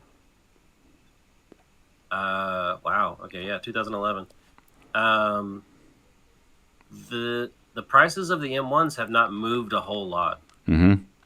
And there's vendors at shows that have the same exact M1s like for years, and I'll just see it and I'm like, oh yeah, it's that one, and oh yeah, it's that one. And it's because they think theirs is special and is worth $2,000 or whatever, and it's kind of weird. I think in my area, if an M1 is less than 1,200, it will sell. I don't see too many under 1,200 for sale that long. They seem to sell pretty fast. There's these guys here that. They have a few M1s, and they have some other guns, like they have a Venezuelan FN49, and they've had it for years, that FN49, because I want one, right? And, like, it doesn't sell, but they'll keep, like, whiting out the price tag and increasing the price. Like, every, like, year or something, they, like, up it, like, $100. So now it was, I think it was like $16.95. That's what they wanted. So they just that's how the market works, Danny. When something doesn't sell, you increase the price. I know, and I really want to ask them, but those are the guys that they don't take that Sunday deal. They wouldn't be like, make you a deal on Sunday because they have to sell it. Like, no, they don't mind carrying that gun around for years. I don't mind if it They're doesn't also sell. the guys where it's like, I know what I have type mentality. Yeah, I have run into those people a lot at gun shows, and it's quite aggravating, honestly. yeah. Well, I know what I got, and then the sometimes like I don't mind if I take this home or whatever. Like, I've kind of been there. I'm like, I could sell it or not. Like, I don't really care. But also, like, yeah, some people they honestly, falsely, they think something is like, they're not just saying this is worth $2,000. My N1 Garand's worth $2,000. They are not just saying it. They actually think it really is for some reason. They saw one on Gun Broker at sometimes sell for that much, or they heard from somebody, or they saw it in a shop, or they paid close to that for it. They overpaid for it, and so now, like, that's it, Sonny. So yeah, that's sort of a thing. Yeah. So I have a couple questions here for you guys, and I would like us to answer this sort of a round robin, one at a time or whatever. What is a perfect gun show to you? What would be a perfect gun show? This is going to be kind of slanted, because we're Milsurp guys, but if anybody wants to answer that, just feel free to jump in. I can tell you from my experiences, I would really prefer it if they're going to sell other products that are not military, or not military necessarily, but like firearm related, non-firearm related products, that it's either not allowed or it's in a separate part of the building. And it's like, obviously those are there for people that are not interested in the firearms. I get it. But like, this is annoying. Or like the last row, yeah. So they're still in the hall, but just like a Yeah, separate they give them their own area. space. That's what the shows around here do. Well, at least in my area, the shows that I've been to in my area that before they got removed, because this was pre-COVID, they got taken out. They just didn't make the money, but it was just random, and it was like whoever bought the table, you bought that table. They didn't assign a table or something. That's what they do here. So it's like, it's just random, and it's whatever table you bought, that's the table you get. And so it was like, okay, in the corner, there's the guy with the loud ass stun guns every couple seconds, showing them off to random dumbasses that make eye contact with them. And then you have the guy selling, purses, or the lady selling purses, or the people selling, candles or whatever. And I'm just like, yeah, it's, local crafts or whatever. I understand those are there for people that are not necessarily interested in firearms or firearm related stuff. And then you also had, but then you get the weird thing too. So I get it, but also I found it super annoying is the people that would have a firearms display that was stuff for sale, but then they had like the whole table was just those glass cases, and it's full of random shit. And it's not full of necessarily firearm stuff. It's like random antiques. Yeah. And it's like, what is this? It's not an antique show. Like, it's not, some of it was firearms related, but it was just like packed full of just random stuff. It's something they found interesting one day, and they're like, yeah, just throw it in the case. Here's a fossilized vertebra. But I saw that this weekend, yeah. So I'm just like, that's the thing that annoys me, and that's just from my personal experience. I don't know. Guns that are not for sale. Oh, well. Yeah. If it's a display, like I don't care. You're at a show to sell shit. Sell shit. Like, but I mean, Well, that's like not for Danny's sale. thing about talking about he's in there to buy, so he's there to draw people in. You know, I don't mind that as much. I don't like gun shops that do that. yeah, I don't like gun shops too. It's a much bigger thing for me because it is a gun show, right? So you're showing Right. your guns. That's what I've heard people say. But like a gun store to just be showing and not selling, that's a lot more annoying to me. It's a museum. If it's but like if the gun is like back up whatever and like it's not for sale, that's a thing. But if like they're not for sales are like mixed in and like not labeled, that's what I mean. That Okay. That's aggravating because I've seen that a lot too, where it's like they'll have it on the table. Oh, by the way, that's not for sale. It's like, well, why is it on the table then? At least like put it behind you, Yeah, if it's or on make a it very display, clear, right? yeah. Like put a sign there for display only or something. Yeah, So it's just there. like Danny would bring a Johnson and put it up, like, and then it would be on display, right? Yeah, I It put wouldn't my be, Johnson like, on display at gun shows. exactly, Yeah. but you wouldn't just throw it on the table. Everybody would be If like, if it's like too heavy to hold, sometimes it's nice to just kind of put it on the table. right For my back. but it doesn't sit nicely on the table. You know what I mean? Mhm. It's not even. It'll just kind of flop there and yeah, exactly. But Jared's if it's trying not to smile. No, I'm trying to answer the question, and I think I can. I think I'm gonna do one more thing, and then I'll get off my soapbox. Yeah. But I also really don't like people that don't label anything, and you have to ask them. Because I hate talking to people. I really do. I totally agree. What is the price for this shit? And it's just like I know what it is. I know how much I'm wanting to pay, but I don't. And then and this is like the standard gun show thing, gun store thing too, where it's just like they have like the guy that knows the shit is never in the booth, and they have like the wife or the grandmother or the mother or the random ass friend, and he's like, I don't know. Yeah, I run into that all the time, but like 5% of the time, you can get a deal that way, and I've gotten a deal that way.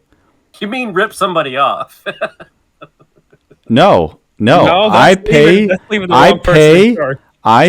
the price that the person in charge of the table tells me for the item. That is not ripping them off. That is taking advantage of an idiot. If a person is standing behind the table and says, this is this much money, and I give them that much money for the item, it's not ripping them off. Right? You're giving them what they want. Was it an older woman? If you know what, I'm not ageist or sexist, so if the person of any age or whatever tells me a price, I'm just going to accept that is the price, and I'll pay it or not pay it. And so you can get, I'm just saying, you can get deals that way. It is annoying when they're like, and I've done this before. So like I'll set up with other people, and it'll be 3 of us' stuff on the table, and like one person didn't label all their stuff before they walked around the show because they want to find some deals.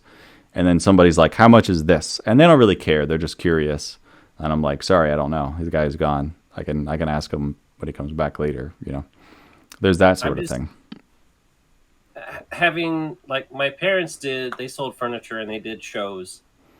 Everything is fucking labeled. It's not difficult. It should be. And if your stuff isn't labeled, you run the risk of your mom or grandma selling it for dirt cheap. Or your friend that doesn't know anything about whatever it is. Mm-hmm. And that's the risk of putting the wrong person in charge or not labeling your stuff.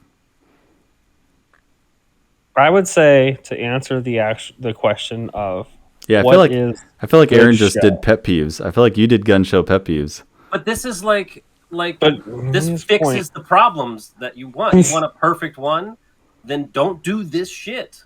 I agree with everything that he has said too. So I was trying not to take the things that he said. Yeah, I don't have any fundamental disagreements. Yeah. That's the problem. So to me, taking everything he said into consideration, a decent show would be when you go there, there are things that you want. It doesn't matter if it's 1 or 100, as long as it's worth the price of admission, because the price of admission around here is ridiculous. Okay. So I'm going to drop $50 to get into this fucking joint. It better have something. One thing, just one. And that one thing cannot be 3 times the amount of money that it's worth. That at least makes it where there was something to look at. I don't think I'd go. I don't. That's the thing. I haven't been. Like I wouldn't go. I haven't been. So that risk there has to be ratio is too high. It has to be worth the price of admission. Yeah. And I think they're $14 here. Yeah, see, that would be I would pay that. Yeah, mine are like 10 to 15. I think enjoy it. When ours was when ours was running, it was 15 per person. Enjoy that. And it was cheaper for a child, obviously, but like you take advantage of that. Like you don't realize how bad it can be. Okay? Enjoy it. Yeah. I mean, so it has to be worth the price of admission. It would be nice if there was something that was left to buy, because most of the things are gone at opening. Like we're waiting in line to get in. So there's at least something interesting to buy, and no one talks to me because I hate people. That's so funny, man. See, I don't mind talking to people, dude. I'm like a social butterfly at gun shows, man. Like I'll talk to everybody. And I don't want to be solicited for dumb shit. That is one of my pet peeves. If I kind of wish I put gun show pet peeves on the list, maybe we should just talk about them. We've done a whole. Because I feel like that's what we're doing now. We did a whole podcast on it originally. We did do a whole podcast on that. Oh yeah. But like that would to me would be the thing. Like I want it to be worth the price of admission. So there's like things to look at, even if I don't want to buy them. Like even if there's a whole table of something that I don't want to buy or that I already have and I don't really care. Like 9130s. I have 4 9130s. I don't need any more. Like I got to finish one. I got all the ones I need, right? If there's a whole table of 9130, you know what? At least I can see some 9130s. You know, I don't understand this concept you're pushing here. If you only have 4, you don't need any more. I actually found 3 Austrian rifles that I want to talk to you after this podcast about, because I think 2 of them are actually kind of cool, and I would like your advice on them. 2? Anyways. All three are cool. Yeah. You just gotta spend that. But yeah, worth the price of admission. There's at least something to look at. Even if I don't buy anything, it's cool if I do, but if I don't, that's okay. And no one talks to me, and no one solicits me for dumb shit. Do you guys get the like? I've done this a couple times actually. When I'd go there and spend the money to get in, and then we're like, well, shit, I gotta buy something. Have you done that? Yeah, I've done that. I've done every single show I go to. I'm like, I have to buy something, and I'll walk around trying to find something that I want. I spent the money, dude, last weekend I bought nothing. I paid $14 to get in. I spent no money at the show. There's a few like interesting things, like, but I'm not like super into. Like, there's a really nice in the box, Walther P1, like German military P1, and it was like $600. It's like, that's cool, but decent price. I don't think I wanted it. If I happened to want a P1, I bought it, and that would have made the show for me. But I just didn't really want it. Like I'm in this like really picky phase. But like you poor guys. So like I'm asking like, what's your perfect gun show? And you guys are just saying like a gun show that doesn't suck is the perfect gun show. Yes, I feel like you guys. That's what I want. You guys are like the abused like person who's just like the perfect date. Just don't beat me. I drove 2 hours to one. I drove 2 hours to one that had no military stuff whatsoever. Yeah, I've not had that experience. I've not been ripped off that badly. I have. Dude, I drove 2 hours to one, paid $20 to get in, and they had 30 fucking tables, and it was supposed to be the big show of the year, and there was nobody there. And that's the time, Danny, I went to I happened to go to the local store. You remember this? And they had a guy had sold his collection, and it was all like early World War One, pre-World War One stuff, and it was just hundreds of guns. And that's where I got the Vigero. Okay. Yeah. That's when you send me pictures of like a table with stuff on it. That's more than I've seen sometimes. Oh, really? So in reality, what I want is a show that doesn't suck. That's all I want. That's all I'm asking. If I had 2 of the 5 things I listed, I'd be happy. Shit. It's kind of funny because the way the Discord is set up on my screen, I'm right under Danny, so it's like, okay, my half of the screen's either pretty good or at least solidly mediocre, and then the other half of the screen is just like, this is terrible. Mine's the same way. And I can't speak to there is the Washington show, which I can't go to because I have an event, but I did want to go to it, and the Washington show was really cool the one time that I went to it, and I've been meaning to go back, but it just seems like there's always something that I cannot walk away from that's going on. But the 2 that were around me, and it's 2 different companies, like 2 different things. Oh yeah. To me, they're just not. It's just not worth it. Like, but maybe that one is, and I got to give that one a try. And I'm going to give it a try. Like, to be fair, I'm going to do that. Jared, I forgot, what state are you in? Pennsylvania. Okay. PA, as it's known locally. Yeah. And comically, I actually met the one time I met one of the listeners was at the Monroeville Gun Show. I got recognized at the Monroeville Gun Show. Like, I bought a rifle off of him because he was cool and he had a Carcano that I needed. Well, see, and I explained this to people in the past too about Illinois gun shows when they were running. Is Illinois doesn't allow hunting with rifles. So how are you supposed to hunt? Shotguns. That's it. There's only you jump out and go boo, and hopefully, yeah. So there's no rifle hunting. So at shows, it's handguns, shotguns, ARs. That's it. Because that's the market, and that makes sense. Because that's what people are buying. Because that's what they're going to be using most of the time in this area, and especially when they enforced concealed carry being a thing, when that was like being, what was that? The Bruin decision a few months ago. Yeah, that. No. Because Illinois didn't allow concealed carry, and they struck it down.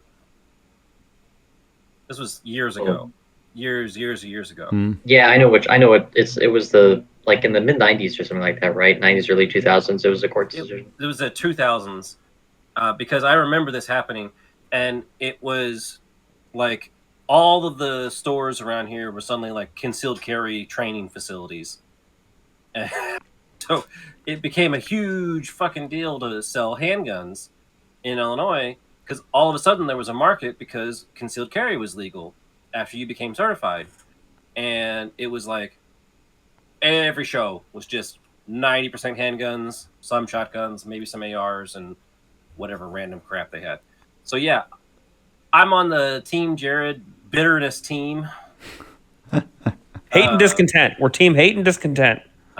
I'm telling you, every show I've ever been to has sucked balls. I think it's McDonald versus City of Chicago, I think, is the decision you're okay to, right? Yeah. But the only time I ever considered buying something like a rifle was a Swedish Mauser, and I didn't get it. You were mad. I was talking to you about it, Danny, and you got really mad at me. Why think it was the an F? M38. Dude, if you would have bought that Swede, you would be a Swede collector now. You wouldn't have gotten so heavily into M95s. Who knows? And you'd actually have guns that were worth something if you would have done that and had Swedes, you know. I'll tell you what. I'll be right back. I'll show you what I bought at that auction. and that's the last thing I bought at a gun, or not an auction, at a gun show. I'll be right back. Okay. So the last suite I bought was actually from a gun store, and the store is known for being very outlandish with their prices. Funny. And but they had an M38. Well, it was okay. It was an M96 38. It was an M96 that was converted to an M38, and it was an Obendorf gun, and they sold it for $500. Cheap price. And I did not pass that one up. Yeah, that's a good price. That's a really good price. Yeah. So I realize I'm quite bitter on this, but I'm bitter on it because I've been turned bitter. I didn't start that way. Young me was always at the gun shows. He loved it. He was there. People were talking to him, and he didn't necessarily hate them. He did, but not as bitterly now. And then it just over time, it like wore down on me. You know what I mean?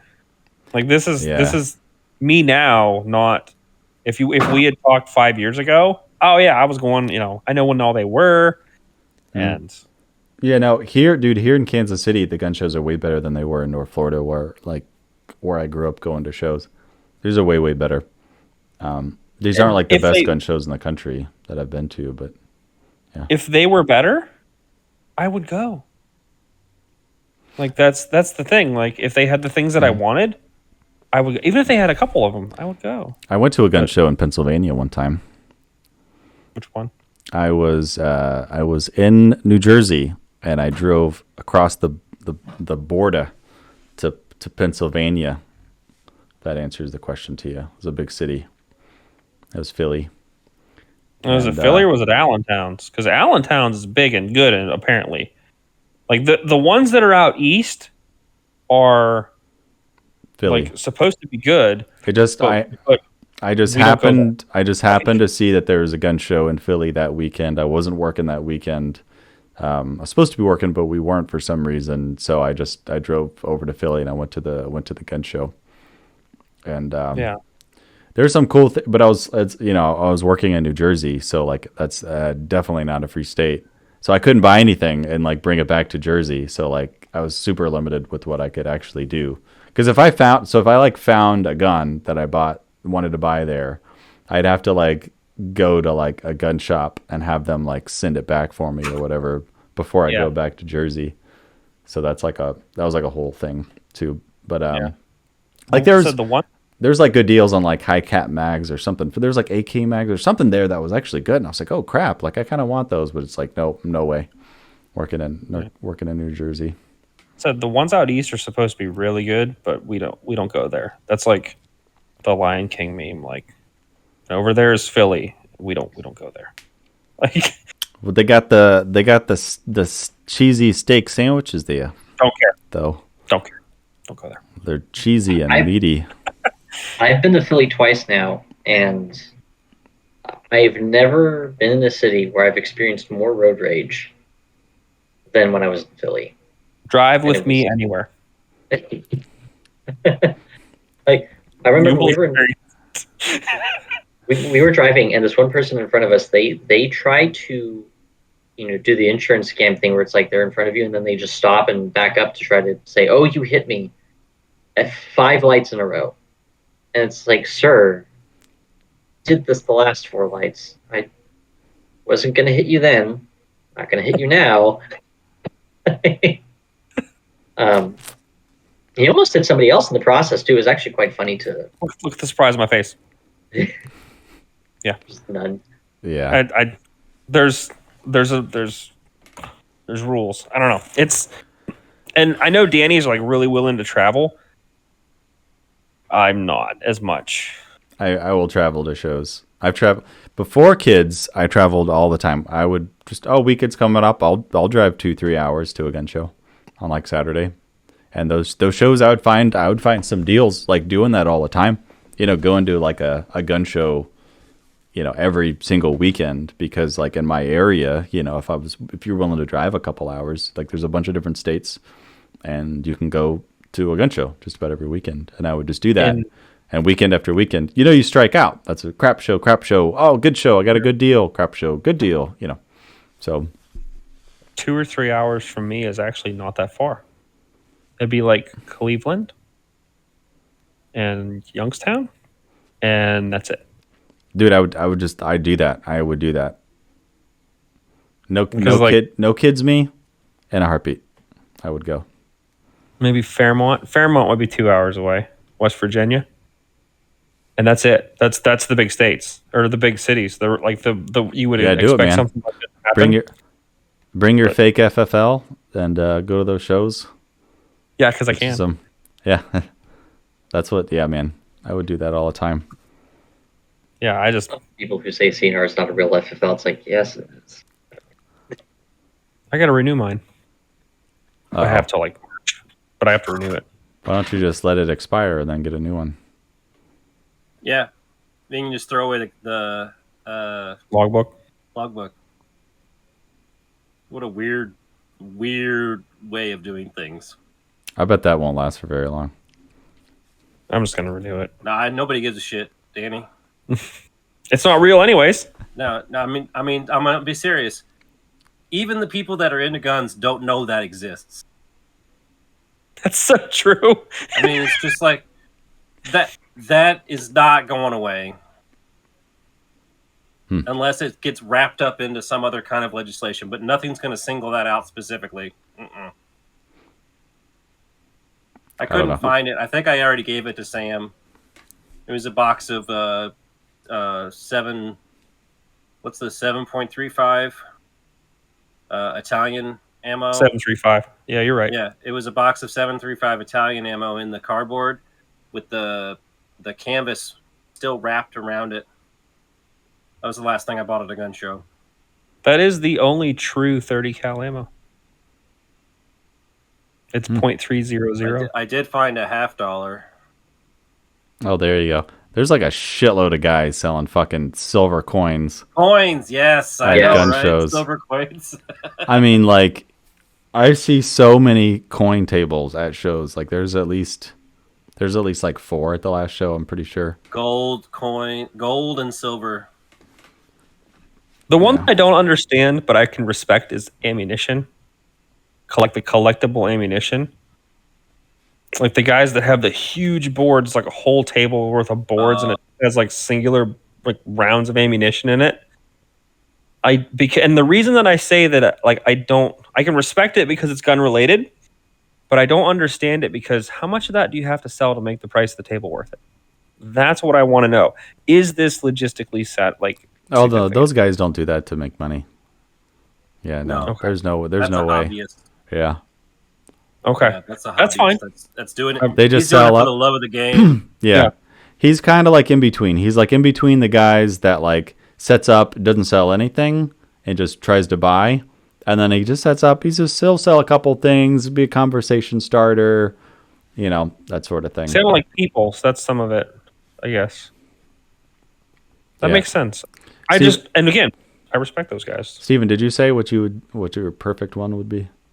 Not quite. We're about to get there now, I guess. I'd probably bounce off Jared. Like if I go to a gun show, I just want there to be stuff that I like, right? If I can be entertained and find stuff that I can enjoy, then that'd be fine. And preferably, all the non-gun related stuff be in one area. And it can stay in its area, and that's fine. But I'm a big World War II guy, so I mean, black guns don't interest me at all. But if I can go to a show and find at least a decent amount of historical stuff that I can at least look at, it's like, okay, that was worth my time. I would prefer there to be a good selection of militaria too, because that's the one non-gun related thing I can see being at a gun show and actually making sense. But that's just a me thing. I know most people are probably not as much into the military aspect as I am, but if I can have a good selection of militaria and stuff that is in my field of interest, then I'm happy. And preferably not at some exorbitant, oh, here's a Russian capture for $1,500. Yeah. Type deal. Yeah. I'm actually hoping that a lot of people live in this area and they tell me that it's gotten better. maybe I'll go. I bet not. I think you just might have to travel, man. Just travel a couple a couple hours outside of your your area to like a bigger city or whatever. Like you said, Cleveland is a couple hours away. Let's talk about logistics for a second, and then you can do yours. My vehicle gets 20 miles to the gallon. All right. And then it's the turnpike to Cleveland. So it's going to cost me around $100 and some to get there, or I can sit at home on Gunbroker for free. How much is the tollway over there? Good Lord. Well, it's at least $15 to get from Ohio back into PA. It's free to get from PA into Ohio. It's weird. I don't know. And then, yeah, I'm going to do this. I'm going to do this math real quick. So what's that like? How many miles is that about? Like 100 miles, 100 miles, something like that. If it's 2 hours. Oh, it's more than that, buddy. Here, I'll pull it up on Google Maps. Okay. It'll be easy that way. Let's do this. So from your place to it's 2 hours and 17 minutes. All right, how many miles? I live in PA. We do things by time. No, but how many miles? I'm trying to figure out your mileage. It's 132. And I just did Cleveland. I didn't do anything with specific. Okay, so 132 times 2, right, each way. So you got 264 miles divided by 20. That's 13.2 gallons. So say I don't know what gas is up there. It's $4 a gallon. Is it really $4 up there right now? It's like $3.75. Oh, I've seen it at $3.85. That's not $4. It's $4 a fucking gallon. I round. Three plus. It's $2.30 here where I'm at. Yeah. Well, why don't you put some in a fucking garbage bag and ship it to me then? All right. So, what's it like living on the oil field? Yeah, it's a gas patch, buddy. Yeah. Yeah. So and then it's $3.75. You said. Yeah. Okay. That's $49.50 of gas. Okay. And then it's $6 in tolls to go there, but it's going to be an additional $6 to come back plus the $10 or $15 it costs to get into the state. Don't forget to feed him. Yeah. You got to feed him too. Are you just counting everything? Like, no, this is a day. This would be a whole day because it's 3. Would you not eat normally that day? Hold on, Danny. Anyway. This is you have the opportunity to go to places like really close to you, Danny. Yeah, I don't. No, like I was just saying, I travel hours. Like I'll travel like 2-3 hours up to like Iowa and go to a show, or like Nebraska or Kansas. Are you not including the cost of your hotel in the visitation to that gun show? No. That's why. That's an expense. No, because the hotel was free, so I don't. Oh, I'm sorry, because you have free mileage or something. Mm-hmm. Yeah. Credit card points. Yeah. Well, I don't have that. So like it's going to cost me $75 plus the admission for the wife, right? Because she's going to come with me because I want her to come. So it's going to be $100 for me to go there on a chance, or I can watch Gunbroker and pay nothing. Sit in my underwear. All right. So say it'll cost you. So say it'll cost you $100 to go there. If you found something that you wanted, that's like a $800 gun, and you can get it for $700, then that pays for it, right? If you wanted it anyway. Yeah. So it's just the off chance of that, just the off chance. I mean, and even like, okay, so say you buy an $800 gun for $800 after spending $100 to get there. Okay, well then you wait a year or 2 years, and now that $800 gun is a $900 or $1,000 gun, and then $100 isn't that big of a deal. You know what I mean? You don't like I said before. It's the FOMO aspect of it for me. I think about what could be there and what I could be missing out on, and what sort of deals, and so I go, and then I'll find stuff eventually. For me, it's logistics. It's spending. I could spend the $100 to get there, or I could save that $100 and put that $100 towards something, and I could buy $900 worth. You know what I mean? Yeah. That's the problem. See, so Danny, he's spending that money to take a gamble to see something that may not be there. Yes, and I'm not He's someone not who willing likes to to risk gamble. take the gamble. Yeah, you like to gamble on it. I don't. But see, Danny's also lowering his risk because he's going to multiple stuff. Yeah. Versus you're going to potentially 1 or 2 a year. Mm-hmm. Speaking of the higher Danny, admission prices in your area make it worse. It does. Yeah, it sucks. It genuinely does. Danny, when is your son expected to be born? Late February. Oh, we're going to Show of Shows, right?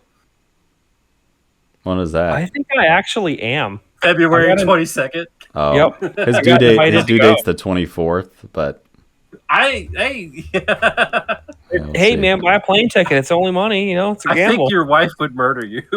I think she would fly in there to murder. I've you, never yeah. flown to a show. Just drive.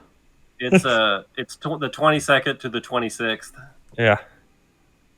I actually got invited to go this year. I think I actually might be going. I'm not sure. Because a couple of Not my bad. friends want to go to buy parts kits. It's not that far away from me, Jared. Yeah.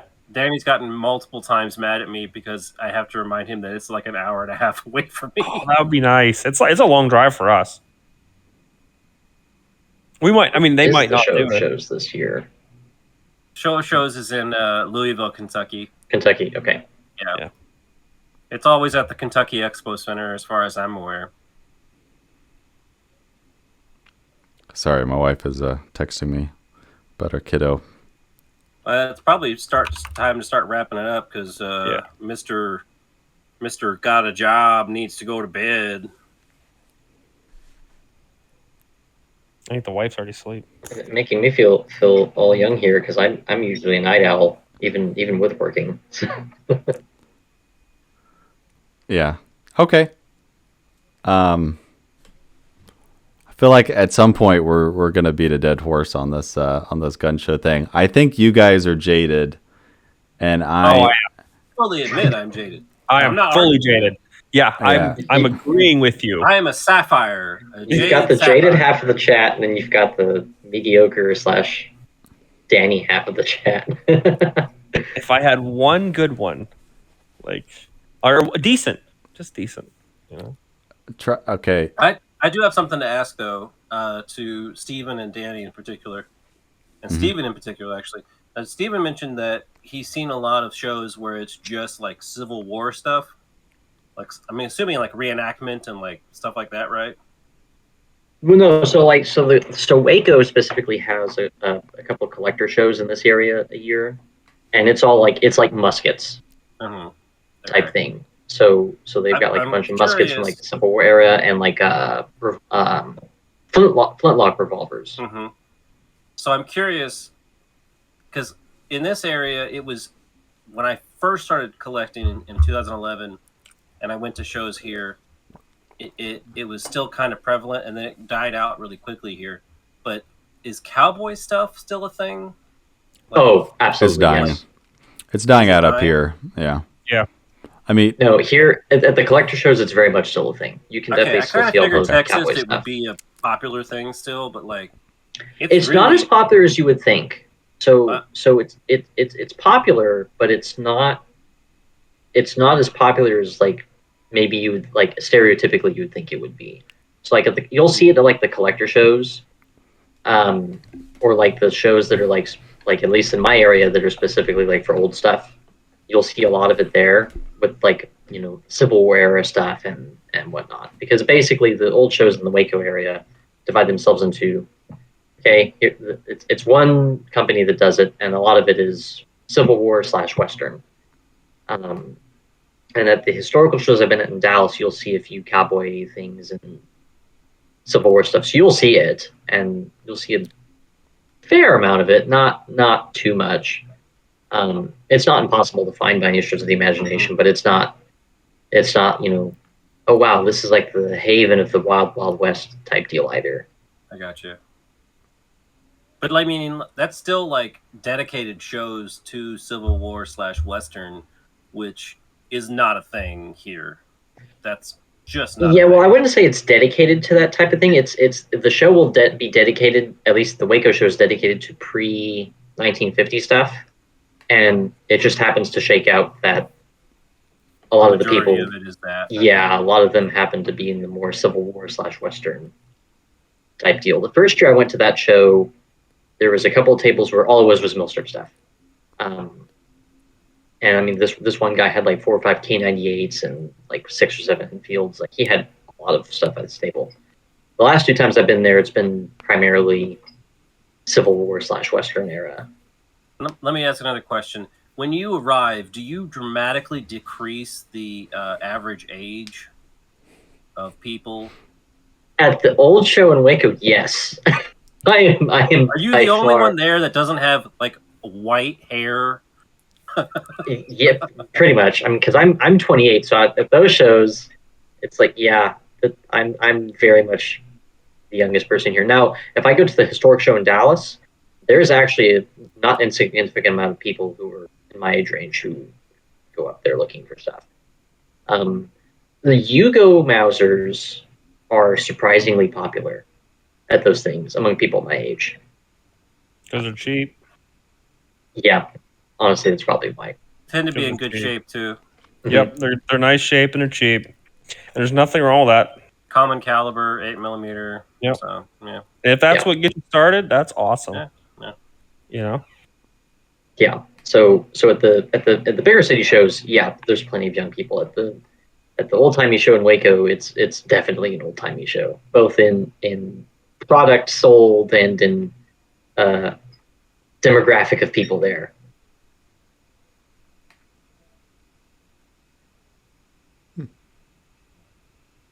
I can't hate on gun shows too much because 2 of the rifles I really like came from a gun show. So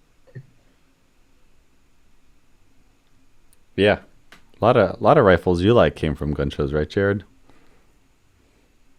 Jaded, Jared. Maybe I don't know, man. Bought from you. Yeah, I was gonna say the ones I bought from you that you had originally bought from gun shows. I mean, I have gotten rifles from gun shows and pistols. Like I've done it. It's just again over time, younger, younger, less younger jaded, me, yeah. But over time, this is not my thing. I don't need to buy salsa. I don't need you to tell me about your salsa. Oh, tasty! Shut the fuck up. See, I've never seen salsa sold at the gun show. I have seen here. There's like tables and shit. The common thing here is electric companies wanting to sell you energy. Oh, that's weird. That's an odd. Is the common thing I'll see up in this area at the big gun shows. We'll go natural gas because we're the second largest natural gas producer in the country. Here we have this back row, and it's all like the weird non-gun show, like real salesman-y guys. And it's like gutters and like gutter trappings. There's like people selling windows for your house. And there's Scientologists that come. Whoa. And I've never seen a religious angle. Yeah, I've never seen that either. That was surprising. They came out of left field. Yeah. They're there. And they don't like advertise themselves as like Scientologists or whatever. They just have their like books, and they're just like, hey, would you like a free stress test?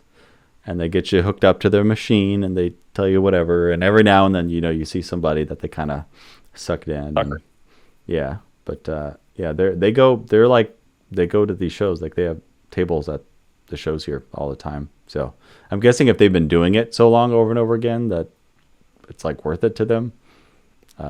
Surprisingly, but it's kind of weird, random. But the only one I won't complain about is the guy that has like meat and cheese.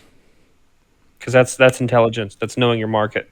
That's very common here. It's the meat and cheese. It's meat and pickles here. It's like one. There's like one, maybe 2. Mm-hmm.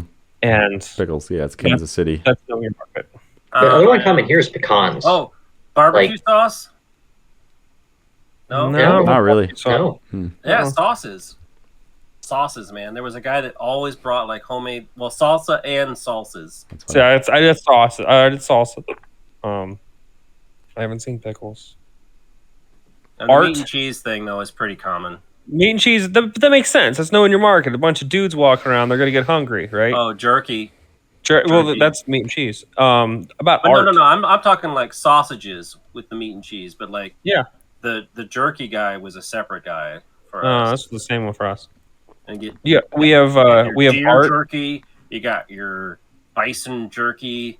You got your gator jerky. That I don't know if that's actually gator, but okay. Blankets. Blankets. Yeah. Blankets. Now, I've seen ShamWows a lot at the shows I've been to. A what? ShamWows? ShamWow, yeah, like the as seen on cloths. TV. Like, they soak everything up so fast. I see those are pretty much at every show I've been to.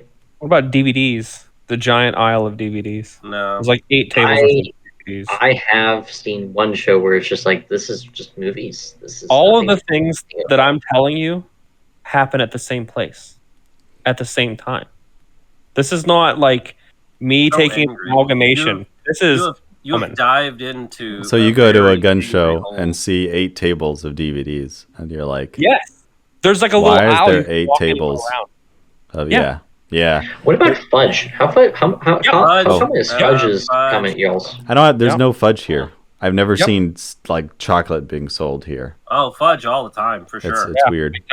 One thing that it's non-perishable. You don't have to refrigerate it, so it's easy to sell it like shit like this. the main company that does the gun shows here, like the biggest of all the companies, their policy is if you're a non-gun vendor, you pay more for your tables than if you're a gun vendor. So I think that's how they try to balance it out, because they can't say no non-gun vendors because they got to sell tables, they got to fill their place up, but they charge them more. So it kind of incentivizes it a little bit, and I think that might be like the best way for them to do it. You know, I feel like I'm missing like a critical one too. Popcorn is another common one. Yeah, there's a lot. I just like they just like blurred out now, and I don't even like remember them. So I'm having a hard time even remembering some of the weird ones. I remember the other one, the lotion guy. He's selling like some miracle cream thing. There was a guy here for a while set up, and he had like a weird like salt and oil thing, and you'd like go over and he'd like rub like salt on your hands and then like oil and whatever, and then be like, see how great your hand feels and whatever. I haven't like seen afterwards. That. Do you suffer from back pains? You're about to suffer from face pains if you don't leave me the fuck alone. Like, oh, they have the bracelets or whatever that cure your back pain. Yes, the that's copper. great. Copper. The copper stuff and the magnets and the copper. This is all at the magnets. same place at the same time. This is just like a few tables spread out, and then all the really, really bad ones all on the end by themselves. I think they could probably do it. They probably do it about as good as you can do it. But man, there's like a few good. Like when I was thinking about the perfect show, there's a few shows here in Kansas City. There's like 3 or maybe 4 a year that are about as perfect as you could realistically make a show. I think all gun vendors, like Missouri Valley Show, and then there's a couple like smaller shows. They're all militaria, all guns, no crap. Like they fill it up with all good stuff. Do not take them for granted. Enjoy them, because it can be worse. Yeah, the second half, the Jaded half is just going to start sending Danny a wish list for when he goes to the shows. Well, that would be illegal. I have quite a lot. That would be illegal in the straw purchase, sir. Yes. And if he would get his stupid non-FFL, then it would not be that way anymore, because it would be a transfer within FFL. Yeah. It's $30. But he doesn't want to be tracked. Doesn't want to be tracked. He doesn't want to give up his amendments. Doesn't want to help a brother out with all his good shows. Yeah, I am gonna just a disclaimer. I am not in fact encouraging any illegal activities. Oh no, we know that. That's the nice people ones. People do send me wish lists. Like people are like, hey, if you see any like recently, Milsurp Mike asked me to look for like 30-40 Krag ammo. So I get stuff like that pretty often because he knows I'm going to be there, and so he's like, yeah. For me, it's hey, if you see any antiques. Well, like antique what? Like antique firearms? Like no, man. Here's like an antique fan. And like, no, I usually just like hey, if you see anything cooler, send me pictures so that way I can actually enjoy myself and look at something cool instead of the macaroni and cheese art guy or whatever. Yeah, that's tough. Yeah. Well, I guess we could wrap this one up. I feel like we've beaten it to death. Pretty hardcore. You knew what you were getting into when you sent the thing and I said, really? Because I had a while to think about this. Because all I did was walk. Yeah. Yeah. Well, there we go. I don't know. I feel like there was one story I didn't tell. I love the ending. Well, there we go. Cut No, it. we did it. We did it. Sorry. Hard slice. It's like, well, we were way behind. guys. We got behind in podcasts. It's like we got caught up there for a minute. I'm 2 days behind. 2 days behind. I feel like I've had a lot of people ask me. One guy met me at the last gun show and was like, "Hey, when's your next podcast?" It's been a while. They go up on the 18th typically. That's what I tell people because it's typically when I've been uploading them. So at least to the downloadable, listenable one. Okay. The video one is dependent on Danny doing his job. Here. You pointed in the wrong direction. There. Yeah, that's Yeah, yep, that's where I am. That's right. I gotta look at Danny's This screen. is on my screen. That's recording. Yeah. It's This guy's fault. Yeah. So wasn't there a story? And no one was sick this podcast, so there you go. That's Yeah. Danny just had the flu though too, so that was kind of good old. That's why the mustache is gone because I forgot to bring it up. Influenza A. Yeah, that's going around. I was like dry heaving, and just I got a bunch of puke in it at one point, and then I got tons of snot in it, like for like a week straight, and I was just like, I got to get rid of this thing. So actually, you ever see the people who like they shave their beard, like and then like surprise their kid, and their kid's like, oh my god, like scared or whatever. I didn't want to do that, so I like held him and like shaved it. So he like saw the transformation or whatever, so he wouldn't be scared or anything. My brother refused to even look at my dad when he did that. He was little. He was like 3 or 4. You know what I mean? Yeah. But he was like crying. It was funny. My dad had a mustache my whole life. He had a mustache, and when I was like 15, I asked him, like, we went hunting and I was like, hey, why don't you shave your mustache? I've never seen you have a mustache. And we got home and he shaved it, and I was like, yep, nope. And he that's close to me. So my dad had his until I was like 20, and then all of a sudden one day he shaved it. And I'm like, what is this? Yeah, it's like nope. And he grew it back, and it stayed back. Yeah. Cool. Well, I hope everybody listening enjoyed that one. Well, yeah, I think we'd like to thank Stephen for coming. Once again, we'll plug the Patreon.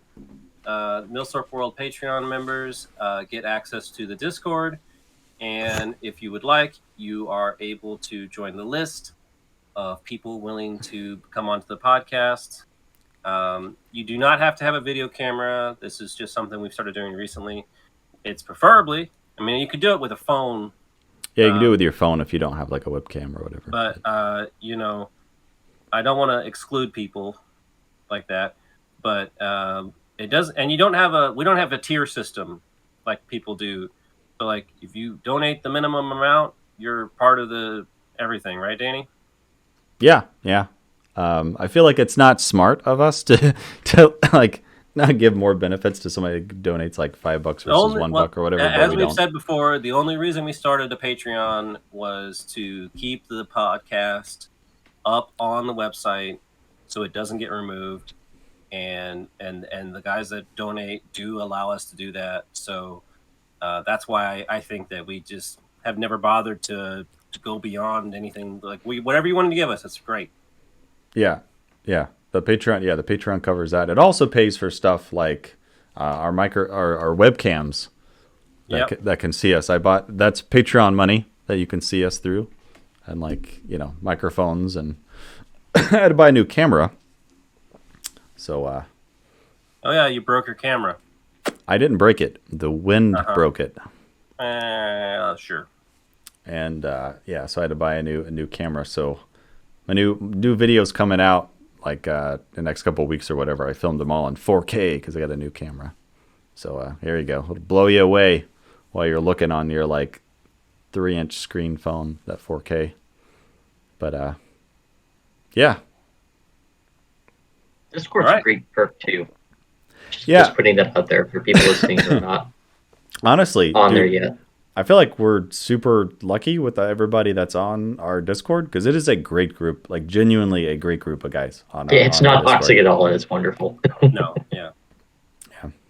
Luckily, we haven't had to kick anybody out yet. So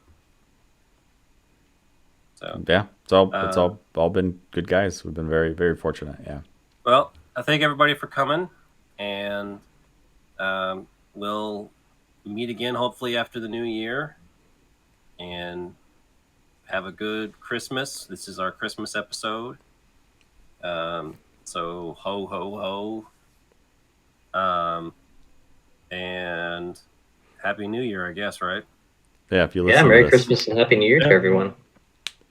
Yep. All right. Thank you all for coming.